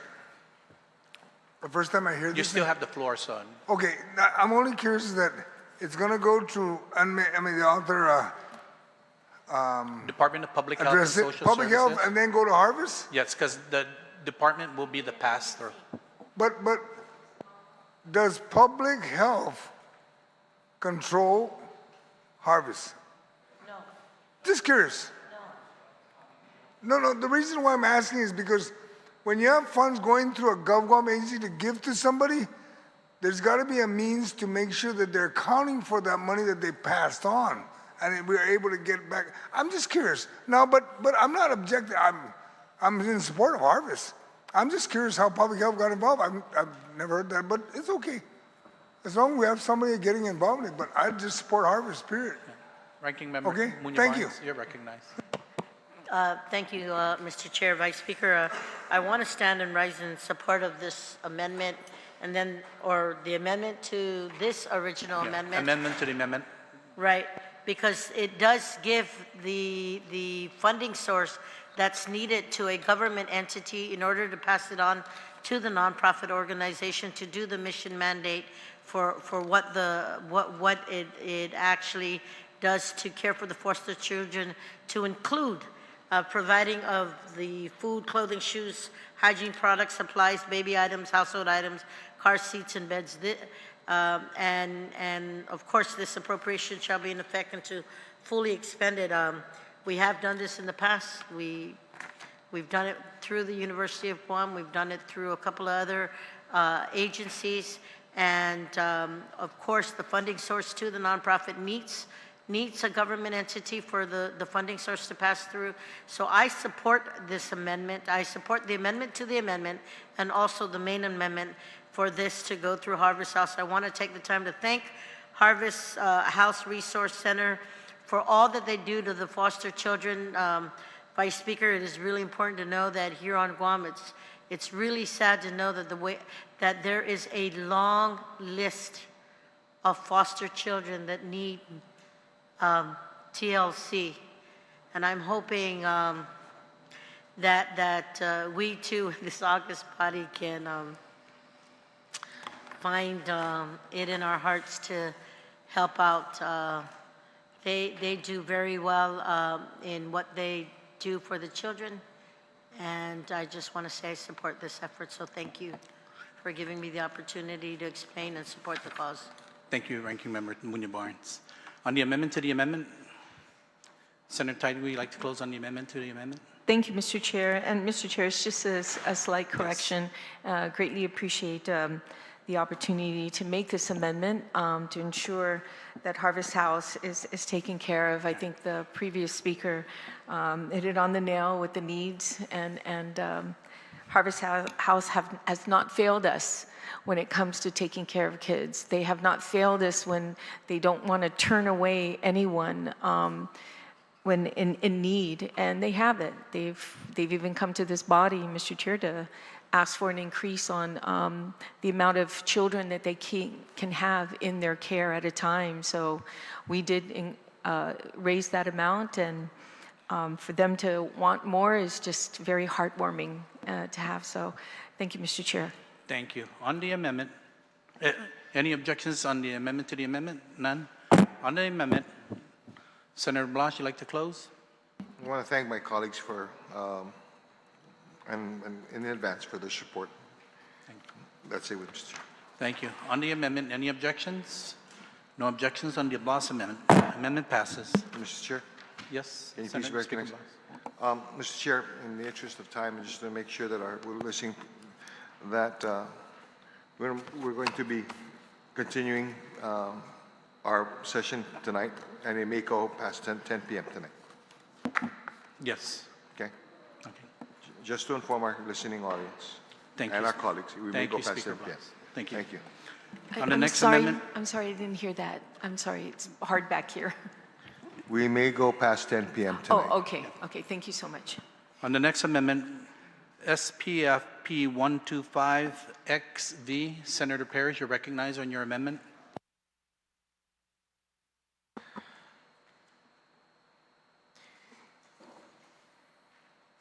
So what this amendment does, it would appropriate $23,000 to DISIT for caregiving services, and what this would equal to is being able to provide caregiving services to 4 more individuals on top of the 35. So this would help them to bring more services to our community.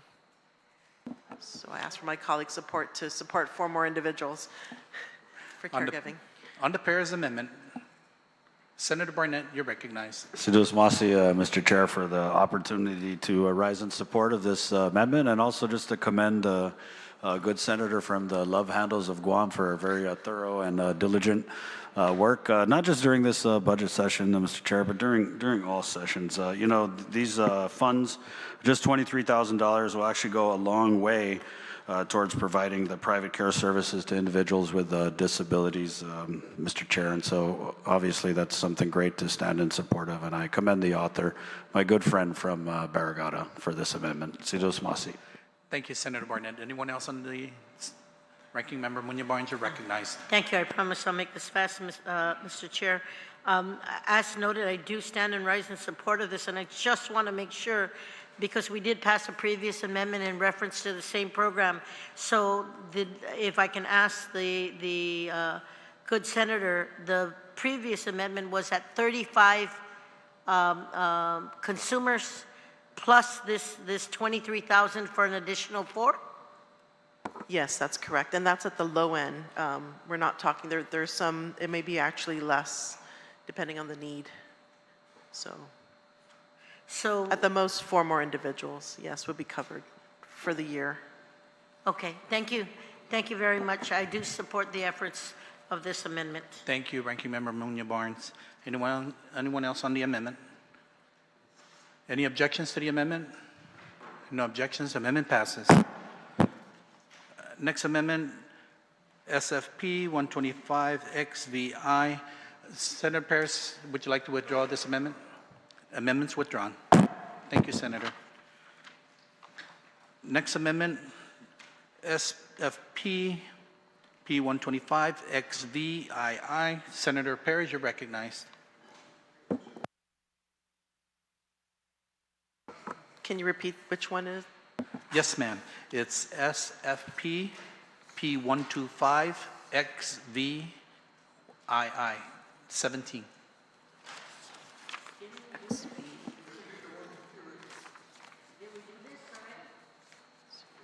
We did this? Okay.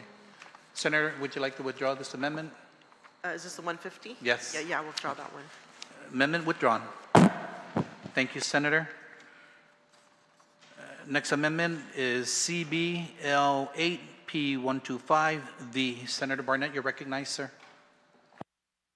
Sidos Masi, Mr. Chair, Tatlum Biai. This amendment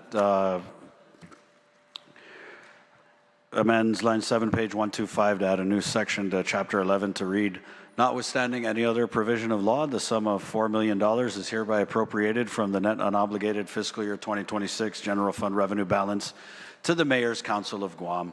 Mr. Chair, this amendment and this funding would basically bring the mayors up to the level that they are requested. You know, I proffered this amendment earlier today. I'm proud to proffer it again in a different chapter, but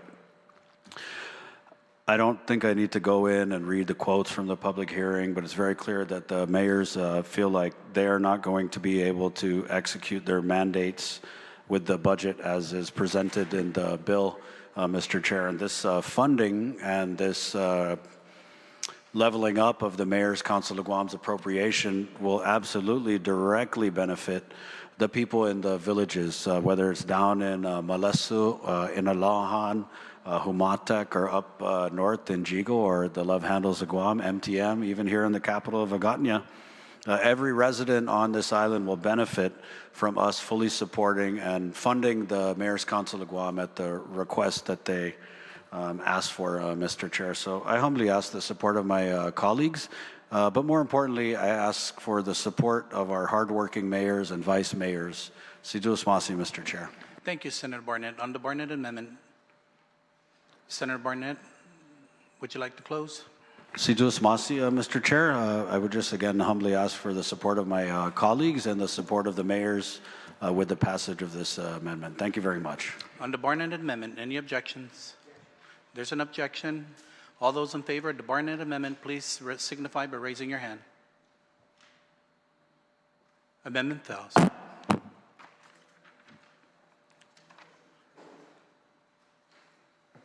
And next amendment is CBL 8-125 VI. I'm going to rule this amendment out of order as this was proffered in the mayor's chapter and it failed in that chapter as well. Mr. Chair, dispensa, but the previous amendment was also offered in the mayor's, and you allowed me to proceed with it.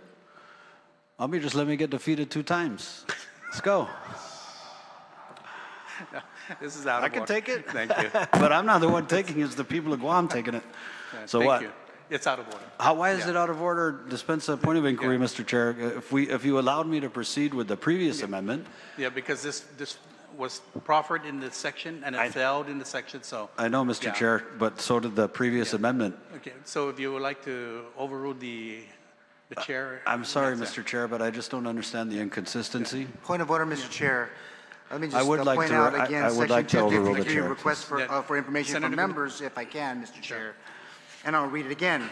Number 5, the presiding officer should never permit a speaker to be heckled by questions, nor permit a member to present arguments under the guise of questions.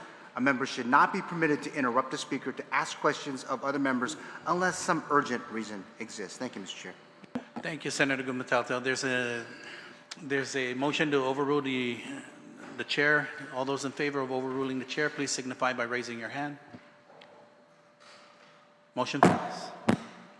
Next amendment, SPF 125 XV-III. Senator Perez, you're recognized.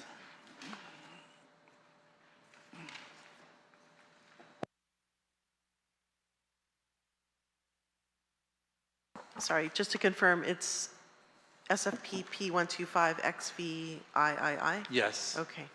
So this amendment will, or intends to appropriate $2,500,000 from the net unobligated fiscal year 2025 general fund revenue balance from the fourth quarter of fiscal year 2025 collected above the revenue levels adopted pursuant to Public Law 37-125 to Department of Public Health and Social Services. This appropriation shall not lapse and shall continue to be available until fully expended. So this amendment, as you know, the July CRR actually came out today at 35 million. And so my intention is to appropriate 2.5 million of the net unobligated monies to DPHSS to help cover some of the shortfalls. So one of the shortfalls we heard was 3.3 million for fiscal matching for Medicaid, and that would bring in $14+ million in Medicaid services. I think this would be very helpful to Department of Public Health to provide more health care or access to health care for those who are underserved in our community, which is a huge portion. It can also go towards other needs, such as home visiting, prenatal care, maternal health. These are all huge needs in our community. You know, we know that there's a high rates of maternal deaths, and it's different among different ethnicities in our community. And that's all tied to prenatal care, prenatal visits. We know that prenatal visits are huge and it's a preventative measure to ensure the health of the mother and the health of the child. It can go towards early childhood development. And so we just passed a bill which became law, which would expand the early childhood network. And so this would also can go to that initiative. It could go to other initiatives like the meals program, the hot meals program, and the many things that our community looks towards Department of Public Health for their needs. So this is real money, and I ask for my colleagues' support. Thank you. Thank you. On the Perez amendment, Senator San Agustin, you're recognized. Mr. Vice Speaker, Mr. Chair, I'm not objecting to the amendment, but I call question to the availability of the funds.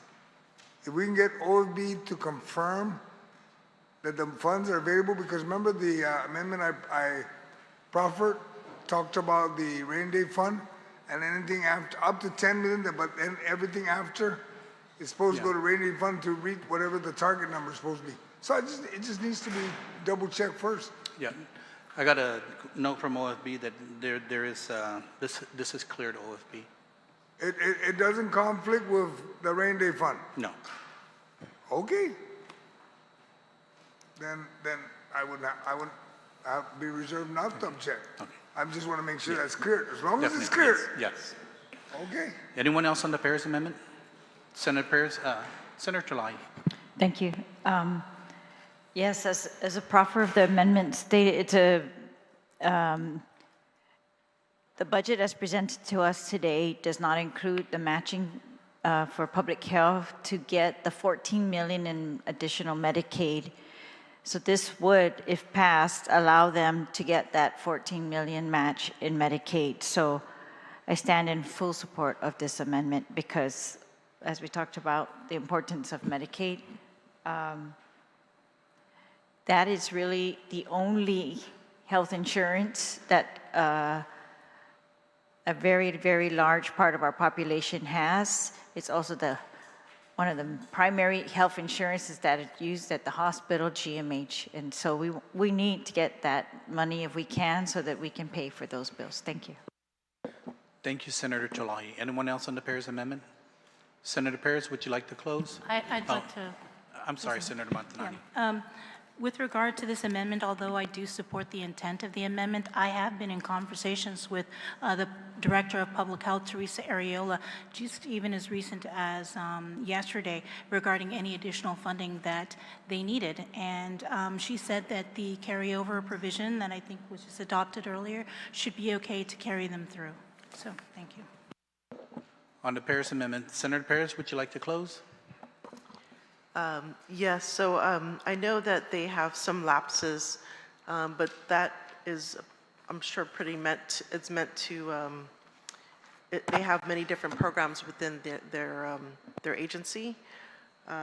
Again, the budget does not cover the 3.3 million, and so this will help close that gap to provide 14, well, it doesn't cover 14 million, but it does close, it gets to close that gap. You know, we're putting money into Medicaid, Medicaid matching, which will give back many times over to expand that Medicaid access to those that need it. We heard from the hospital recently that, you know, many of their clients, roughly about $51 million goes unpaid because perhaps many of those patients don't have access to Medicaid. And so if we can fund 2.5 million, maybe we can help close the gap in the funding for the hospital, which we definitely need to help them sustain themselves.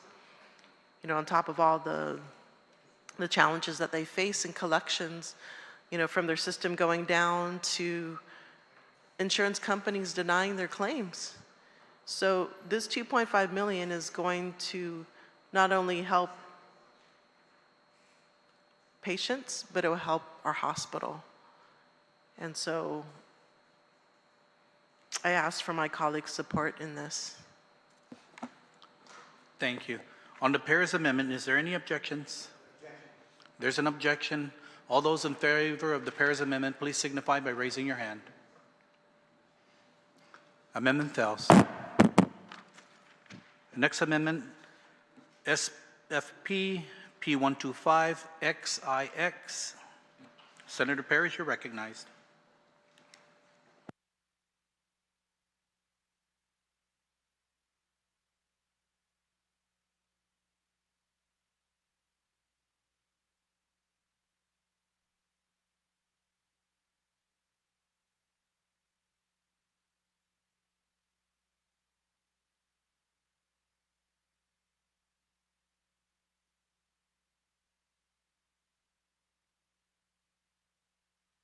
All right. Okay, so this amendment will allow the Guam Ethics Commission to use their unexpended balance from fiscal year 25 and prior for the upcoming fiscal year. So I know I did have a chance to meet with the Ethics Commissioner, and he provided a presentation, which he actually reached out to all the senators, I believe, and I don't know if you're able to meet with him, but he did share with me his presentation and the plans to kind of, I think, are very exciting. He is going to, he plans to implement several things, such as so he wants to engage the government of Guam with a conference, and so when that conference, training will be provided, so all GovGuam employees can be certified, or they get their mandated training. In addition to that, there is going to be, he wants to implement some tools from, what's called a trust barometer. And so he's going to engage the public and educate the public and see where we are as far as, how do we, whether we trust the government, and then implement certain programs. So one of the things he wants to include is AI, where individuals or the government can, ask questions regarding practices in government. So the whole point is to move the government into a culture of ethical and trustworthy and public trust. And I think his plan is worthy to support. And I, just using the funds that haven't been used, I think that would go a long way to helping him see this come to fruition. So I ask for my colleagues' support. Thank you, Senator Perez. Anyone on the Perez amendment? Senator Perez, you'd like to close? I thank my colleagues for their support. Thank you. On the Perez amendment, any objections? No objections. Amendment passes. Next amendment, SSM P.125. Senator Matanani, you're recognized. Thank you, Mr. Chair. This is in relation to the Guam Behavioral Health and Wellness Center. Notwithstanding any other provision of law, unexpended funds appropriated from FY2024 and FY2025 shall not lapse. That is misspelled, so would I need to make an amendment to correct that? It should be spelled LAPSE. But I'll keep going. And shall be available to the Guam Behavioral Health and Wellness Center in FY2026.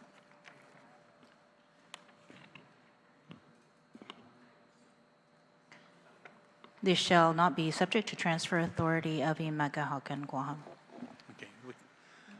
On the Matanani amendment, Ranking Member Munya Barnes, you're recognized.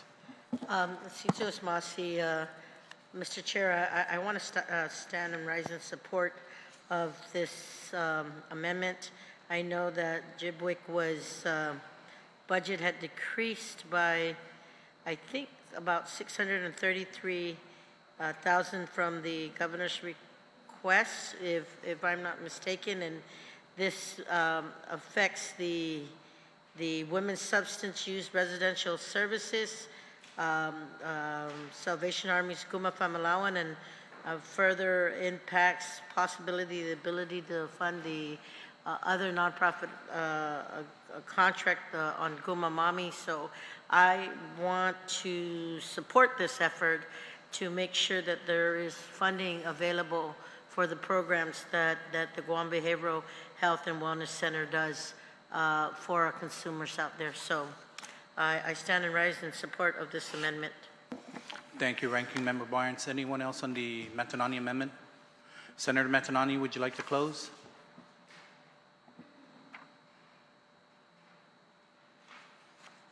Okay. I needed to add something at the bottom to allow the clerks to make the technical corrections because of the misspelling, but The technical corrections. thank you. That's it. No. On the Matanani amendment, any objections? No objections. Amendment passes. On the next amendment, SSM P.125 II, Senator Matanani, you're recognized, ma'am.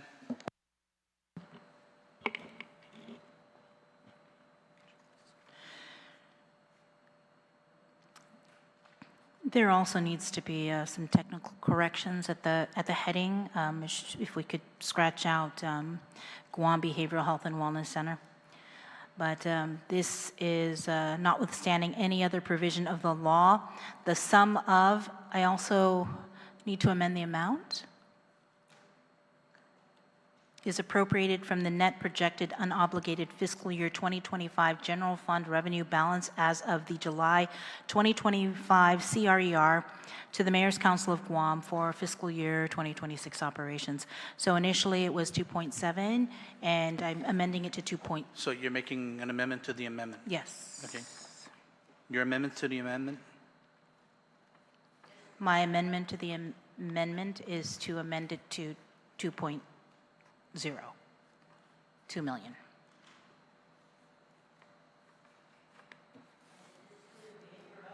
No, and the No, heading it's as well. to the right? Mayor's Council of Guam. And strike out the top where it says Guam Behavioral Health and Wellness Center.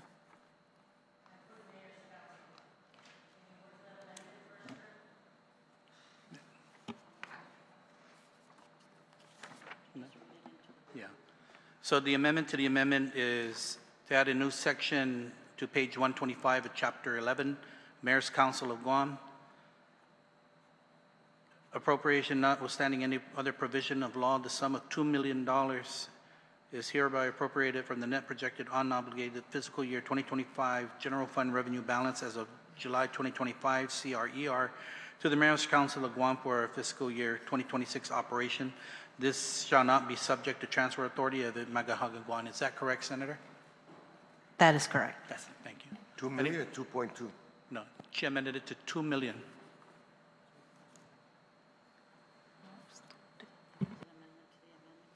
Yeah, that was an amendment to the amendment. Yeah. So on the amendment to the amendment, Senator Taitigui, you're recognized, ma'am. Thank you, Mr. Chair. Mr. Chair, just a point of inquiry. I thought earlier, before we started this chapter, that we could not make amendments to numbers, the amounts, or, yeah, that no numbers could be changed out. Well, changing up, changing down, any numbers. So I think that's what you mentioned to us earlier. So I'm wondering I mean, you've been ruling everything else out of order that, on money amount, and then I'm just wondering if that's still the case. Yeah. So when Senator Perez had asked me earlier, I told her the same thing, that you can make an amendment to the amendment. Am I correct, Senator? When we spoke earlier? Yeah, I asked about source of funding and the amounts. Yeah. And I think it was a no for both. Source of funding, I believe, but I think the numbers that we did speak about, we said that we can make an amendment to the amendment on that. Yeah. Right? Yeah.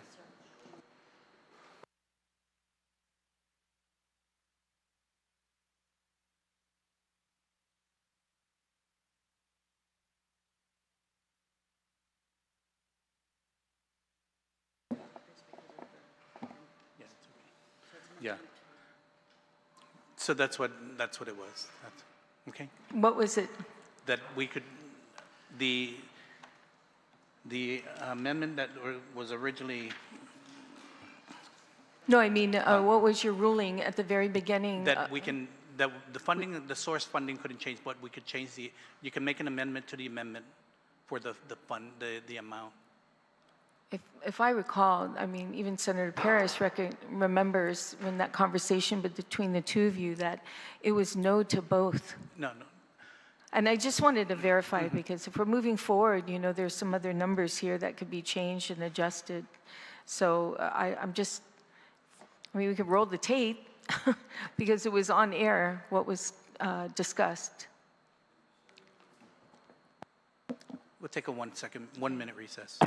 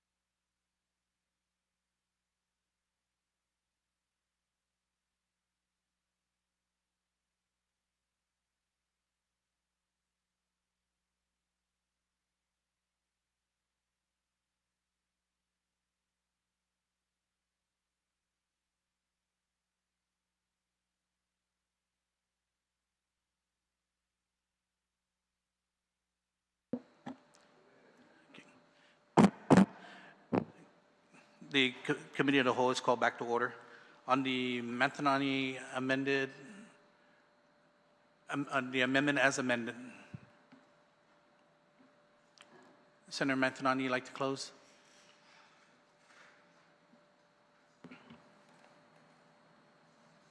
I just ask for my colleagues' support for the mayor's. Thank you. On the Mantanani amendment, any objections? No objections? Amendment passes. Oh, yeah. The amendment to the amendment. On the main amendment, Senator Mantanani, you'd like to close? That was on the amendment to the amendment, so we're done. No. Okay. On the amendment as amended, any objections? Amendment passes. Next amendment is SSM P.125 III.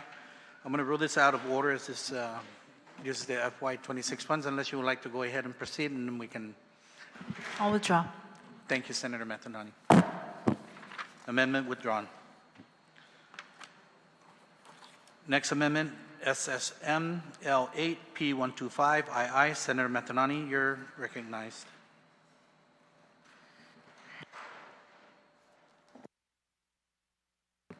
Thank you, Mr. Chair.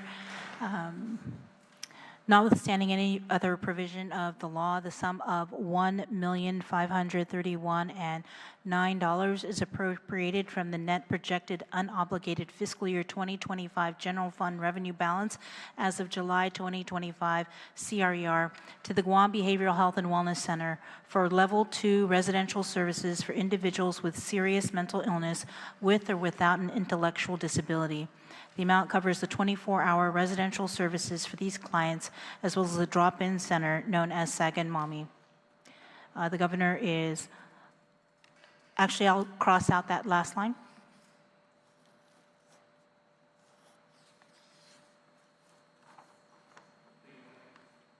You want to make amendment to the amendment by crossing out? Yes, I'll make an amendment to the amendment to cross out the last line. Yeah, strike out the last line. From the governor? Yeah. Okay. So there's an amendment to the amendment to strike out the last line, the governor is authorized to use her transfer authority to ensure mandates of this appropriation are met. Any objections to the amendment? Yes, Senator Mr. Chair. Tagle.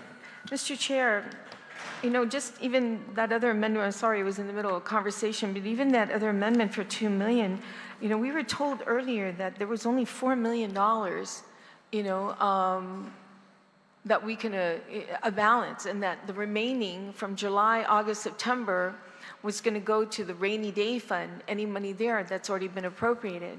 So here, we just appropriated, I mean, I have a running balance of where we are right now, and it definitely isn't $2 million, and it's definitely not an additional 1.5.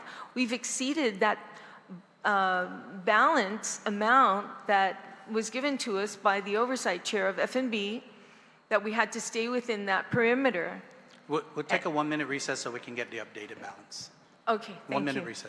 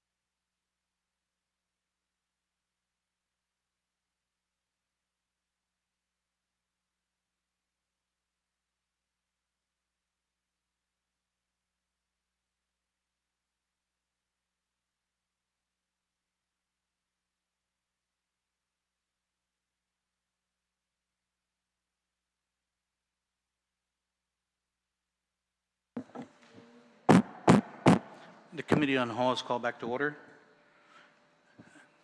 Senator Tidy, with the updated balance on the fund is 2,998,250. 2,000,000. 998,250. And that's as of the July 2025 CRER, net unobligated revenues. Then, Mr. Chair, can you explain all of a sudden now we have more money here and nobody has told anybody? Because, you know, I've been trying to stay within the perimeters of what we discussed, you know, from the $30 million that was in June. We utilized that rest. Senator from GIGO introduced legislation that any excess revenue in July, August, and September shall go to the Guam Memorial? Oh, I'm sorry, the Rainy Day Fund. But that was July, August, September, so I'm kind of confused, not confused, I know what's going on. All of a sudden today, we get additional funding of $5 million additional on the CRER. So we're going to tap that full amount, but nobody told us about it. I mean, nobody even came up tonight when the CRER report came out this evening and mentioned that we're now at 35 million, so that's an additional 5 million because we already appropriated 30 million, so now there's additional 5, so we can spend it. And now we're just finding out now that these amendments, it's okay. So I'm just really would like to know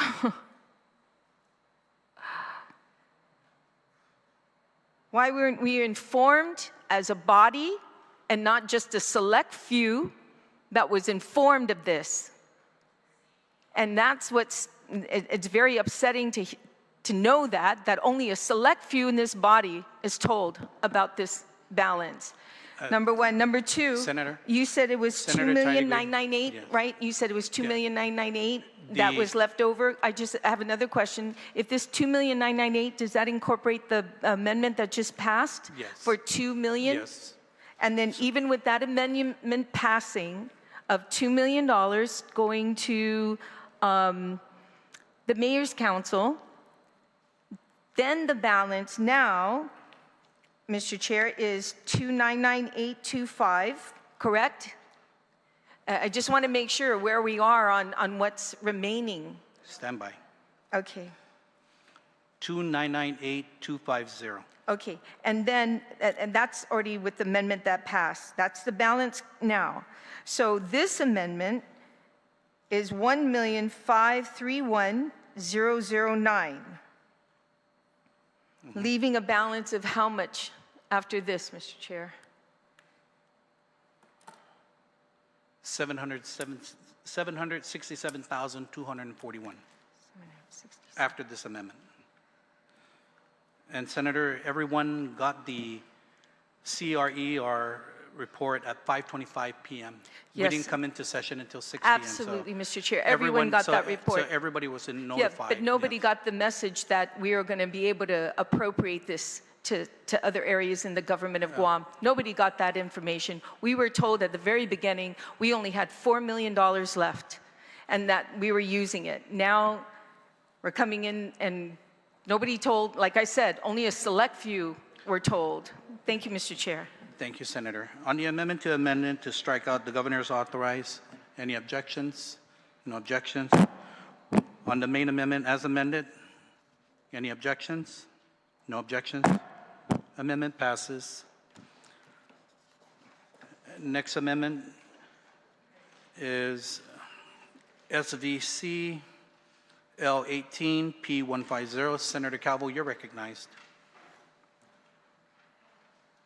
Mr. Chair, can I have a minute, please? 1 minute recess. Thank you.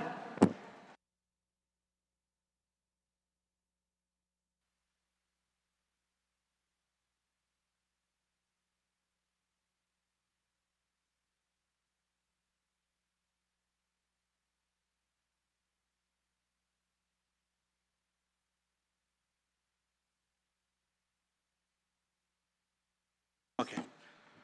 Yeah, so is this one? Yes. Yeah. All this? Oh, okay, so we're, stand by, I think that's on, yeah. Committee on the whole is called back to order. We're just checking, I think I took for chapter 12, so please just give me a second, thank you.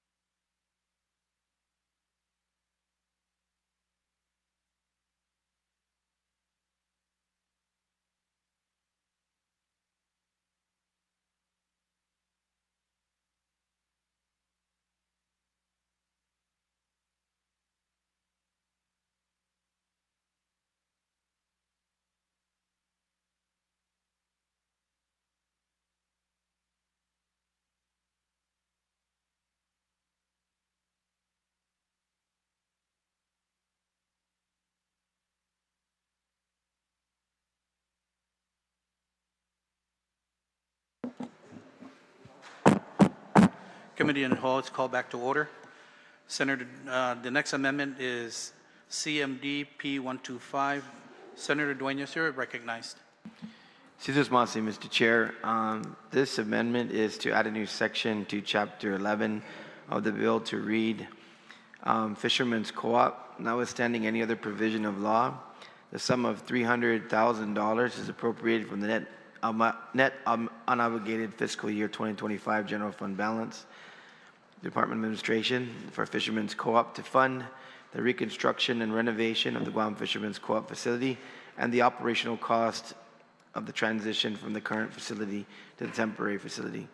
Mr. Chair, while there has been significant progress and the seawall has been put in to allow for the uplands property to be secured and construction to be commenced at some time in the future, the temporary facility for the co-op, still requires some assistance. It's been a real struggle for them with that transition and setting up the temporary facility. They put a lot of investment in, and the resources that we have provided them in the last couple of fiscal years really is what allowed them to be able to do that. But they're going to still need to continue operations while they finalize with the construction costs and all the different variables that have happened. I think they may have still the balance of between $4.5 to $5 million for the new building, but they've had to really reconsider the phases of the building. It's still on track. Manny Dueñas is still doing his best to get it done, but it's just with the new facility and all the expenses that they've had, the temporary facility, they need some help. Earlier, unfortunately, too, I know many of us probably read this in the news, and I haven't gotten the update on the disposition of, the individual who had, stole money through writing checks and the like with regard to their accounts. I'm not sure if they recovered that. So they've just had a lot of, difficulty. And so ask my colleagues to please consider helping the Fishermen's Co-op with $300,000. Jesus Masi, Mr. Chair. Thank you, Senator Dueñas. On the Dueñas Amendment, anyone wish to speak on the Dueñas Amendment? Senator Dueñas, you'd like to close? I waive closing, Mr. Chair. I just appreciate the body's consideration. On the Dueñas Amendment, any objections? No objections. Amendment passes. Next amendment. Point of inquiry. Did we pass one of my amendments?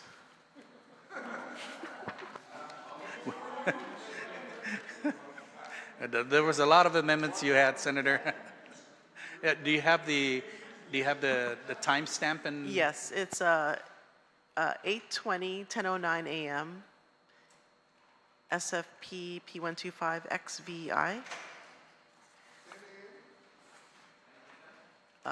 10 a.m. today. P125 XVI. I believe you wanted to withdraw because of the fact that they can continue to use excess funds until September 30th. This is the one. No, this is 10:09. So this is the DPHSS authorized use of lapsed funds? Yes. Yeah. So that was, because it does, because of the agency can still continue to expend until the end of 2025. So they could just use That's why I this. wrote it out of order, yeah. Oh, you wrote it out of order? Yes. Oh, And okay. you put, yeah. Okay. That's why we, okay. Okay. All Thank right, you, Senator. thanks.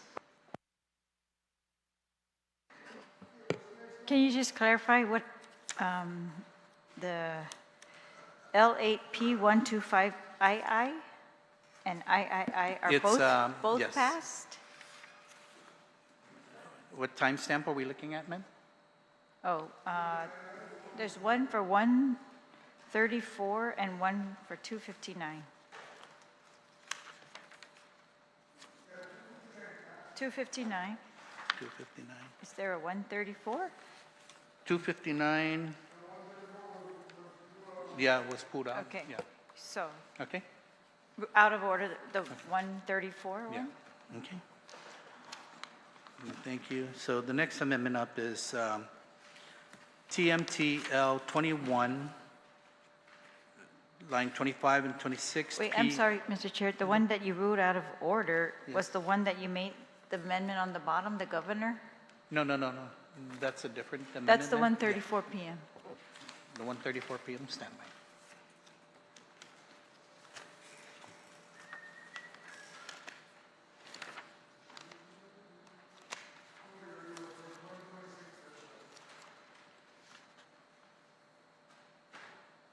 Oh, so was, Yeah, it was pulled. This one despite was that, pulled. oh, okay, so Yeah. pulled, all right. Yes. Sorry. Thank you, Senator. We're on your amendment now, ma'am. Okay. All So right. we're on TMT L21 2526 P124-125. Senator Chalahi, you're recognized, ma'am. Thank you. So this section of the bill is an authorization to expend fiscal year 2023 audited excess revenues. So the bill provides currently that there is $15,200,000 in FY23 audited revenues excess, and it proposes that 10 million of that would go to GVB and 5.2 million would go to GMH. And so my amendment would be to change those amounts, to balance it out a little bit better, so that GMH would get 8 million and GVB would get 7.2 million. The reason for that is, of course, as we've been going throughout this budget, it's all a balancing act. We're trying to balance tax relief with the need for taxes and the need to take care of all these critical agencies. And there are a couple who, despite how we might feel about whether we want to, make changes in them and all of that, the time we are in here right now, we just have to do the funding part. And GMH, despite any type of changes we want to make there, or we want to demand are made there, currently is in $25 million of vendors, they're behind. And these are critical vendors, according to GMH. One of them is GPA. And we saw GPA wants to threaten GMH, which is unfortunate. But more importantly, the supplies, the medical things, I think that we have to take care of those, the medical services that they need, the equipment that they need. One of them was like, these are just basic equipments that should be not ever an issue. But those are some of the vendors that are unpaid. So, we tried to pass some amendment to give them additional money, and we've been able to, bit by bit. And, but again, even if you add those all up, we're not going to be able to take care of the unpaid vendors in 25 million, the like 29 million in CIP projects that they need just in this fiscal year, critical. And I think it was 23 or 28 million dollar shortfall that they claim is for operations for payroll. That's what they said. So, and I know that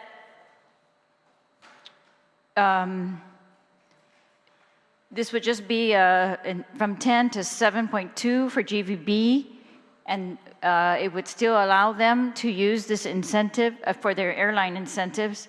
And they did tell us today that they were able to collect some lapses and hold it and now use it for airline incentives. And so they're using that in the amount of 11 million. And we asked them how much they had spent already. It's about $1 million. And they're going to continue to use those lapses, that 11 million, going for the next month in this fiscal year and then throughout FY26. Also, when we were doing the GVB budget, we found that this bill is also subsidizing them 3.2 million from the general fund. This is on top of the tourist attraction funds that are dedicated to GVB. So just balancing that 3 million general fund and the needs for GMH and the 7.2 that we're able to give them through FY23 excess and their lapses as well. I feel like this just helps to balance the things out. We all recognize the need for GMH. In fact, the speaker today sent a letter to the governor demanding that she, again, treat it as an emergency. I agree with him. His proposal to her, or suggestions, were that they use the rainy day fund or the ARP. But we've heard, unless they're lying, which I don't think they are, that they cannot use ARP, or they cannot move ARP anymore. So if they use the rainy day, we're going to jeopardize, according to the testimony again, we're going to jeopardize our borrowing ability, which in fact, Tina Garcia from GITA is right there right now trying to close a deal on a borrowing or refinancing. And we don't want to jeopardize that. I think the last thing we want to do when we are facing shortfalls is jeopardize our ability to borrow.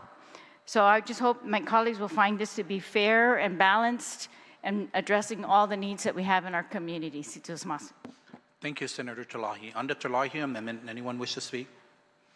Senator Chalahi, would you like to close? Oh, thank you. No, I guess I've covered it all. I hope it's clear. Thank you. On the Chalahi amendment, any objections? There's an objection on the Chalahi amendment. All those in favor of the Chalahi amendment, please signify by raising your hand. Amendment fails. Next amendment, FBJ L8 P125II. Speaker Blas, you're recognized.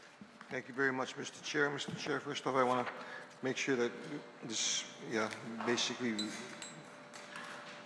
reads properly, and I'm going to apologize. It was inadvertently placed earlier. Well, it's fixed, and so I'm going to go ahead and work on it now. What this bill basically provides is, first off, in last year's budget bill, we placed in in the current year's budget bill, basically the caveat, with regard to the expenditure of the revenues in excess that we collect in excess of what was basically projected, that there be funds that would be set aside so that we can provide back to the community through certain different projects and different programs. And so in the spirit of the bill, the provision that we have placed in the budget bill, what this amendment would call for is the amount of $500,000 to be provided to the Guam Unique Merchandise and Art, GUMA, for the purposes of aspiring entrepreneurs and incubate graduates of their business program with mentoring and startup financial support. I'm proud of this. One of my prides of this amendment is this amendment actually is a revenue generating program. Okay, as opposed to many other amendments and stuff that we have, or provisions that we have placed in our budget bill. This actually provides us as an opportunity to be able to invest in an activity that would generate revenue, but more so provide opportunities for our people to create and grow a business. And that is one of the things that the GUMA does. Some of us earlier, a couple months ago, attended an event whereby 51 individuals graduated from basically an apprenticeship program to be able to start businesses. There are some individuals that are employed with us here that were graduates and benefactors of the kind of activity that GUMA has. And so what this will provide is funding to be able to help to create businesses so that we can get people, they can start up their own businesses, they can be gainfully employed, they can earn a living. Okay, and they'll do this with proper training and education on how to be able to do things so that they can become successful. Basic economics calls that for every dollar that you spend on a revenue generating activity has the ability to earn 4 to 6 times the amount in economic activity. And by doing that, what we're doing is we're helping to build an economy, with the funding that will be made available for this, that is proposed in this amendment. To answer to, and I know that one of the concerns may be, okay, as was a concern in a previous amendment about a nonprofit being able to get money. How do we get the money to them? Here, as has been a practice with GUMA's successful program, they will get the assistance of the Guam Economic Development Authority to be able to manage and to receive and to manage the funds. So what I'm asking my colleagues is for their support in an effort to be able to provide opportunities for our people to be able to create businesses, realize their dreams. And in return, what our government will be able to get is an opportunity to receive revenue as a result of their activity. With that, Mr. Speaker, Mr. Chair, I'm out of time, and I'm asking my colleagues for their support. Thank you very much. Thank you, Speaker Blas. On the Blas amendment, anyone wants to speak on the Blas amendment? Speaker Blas, would you like to close? I just want to... I'm sorry. Senator July, you're recognized.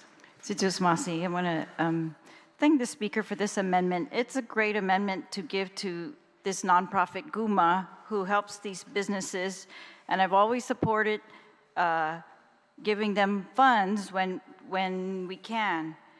And I think it's gone on for a couple years now. But I just want to point out that the section that's referred to in this bill, section 43 of chapter 12 of public law, you know, what that actually talks about is what we're going to do with excess revenues. This was in the last budget bill, last budget law, and it said that shall be utilized for programs that will return the excess amounts directly to taxpayers. These programs can include public health, including but not limited to the Guam Memorial Hospital Authority, economic stimulus disbursements for on-island retail purchases only, inflation relief payments, and utility payment reduction programs for power, water, and trash collection, and business development or assistance programs. And there have been several amendments that we've been trying to proffer to take care of the critical needs of GMH, and we've proffered the bill so far is adopting a reduction of BPT revenues for the largest businesses on Guam, 0.5%. It's giving money to GVB in excess of the tourist attraction fund from general funds to use for GVB purposes, for tourism, for economic stimulus purposes, as was the rollback of the taxes. And yet, GMH is still short. And those are just the facts. And I just want to put it on the record that, you know, we have to make a choice. Like, we're going to take care of GMH or we're not. And if we're going to say, Governor, use ARP funds, which we will lose if it's true that she cannot transfer them anymore, then it's a false solution. And we've you know, been not able to use other revenues for GMH that were proffered earlier, because at that time we didn't have the July. Information. Are we still on the amendment? Yes, we are. Yes, we Okay, are. I'm Yes. just checking. It's all about priorities. Maybe that's how we need to remind everybody that's how it's relevant. It's relevant, like, we love all these projects that we've put on in the last few minutes or tonight. However, we've bypassed the amendments for GMH to give them, make them a little bit closer to the needs that we're demanding that they address.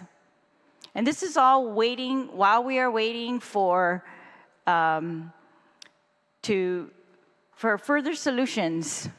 But we can't leave businesses. Again, these are businesses who in good faith have given their services and their supplies to the government of Guam in good faith, trusting that the government of Guam is not going to turn their backs, it's going to pay them.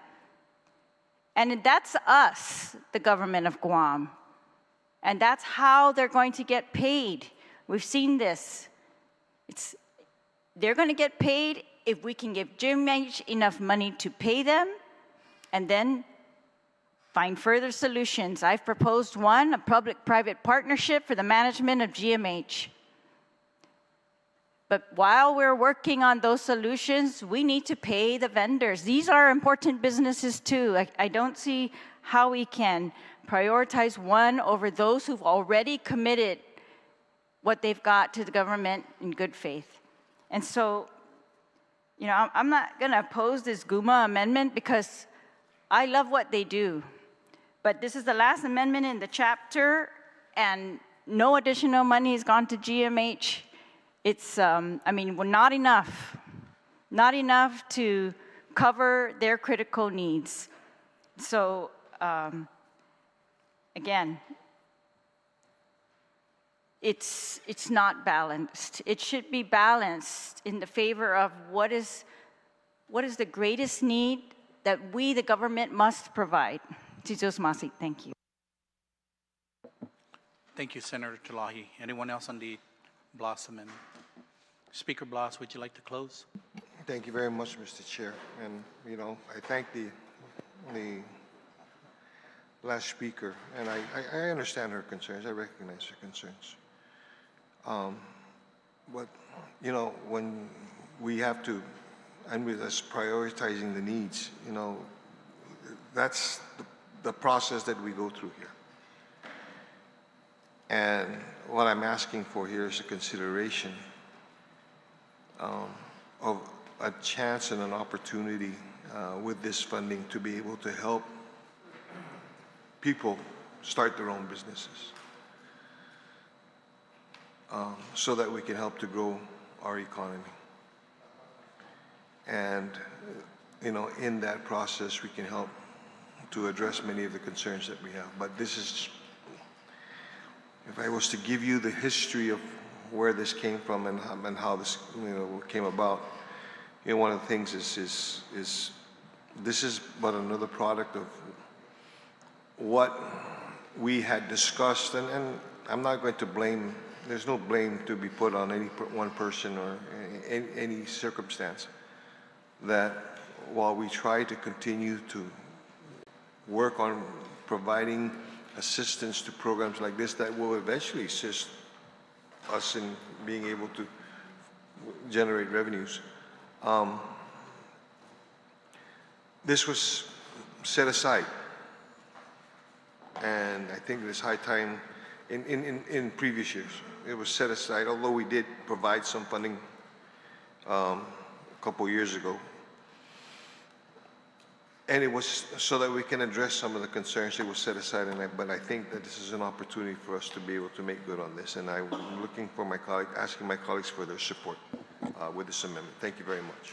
Thank you, Speaker Blas. On Speaker Blas' amendment, any objections? No objections. The amendment passes. Colleagues, this is we're closing Chapter 11. As that we exhausted all the amendments, Chapter 11 is closed. We're going to take a 2-minute recess while the amendments for Chapter 12 is being passed out.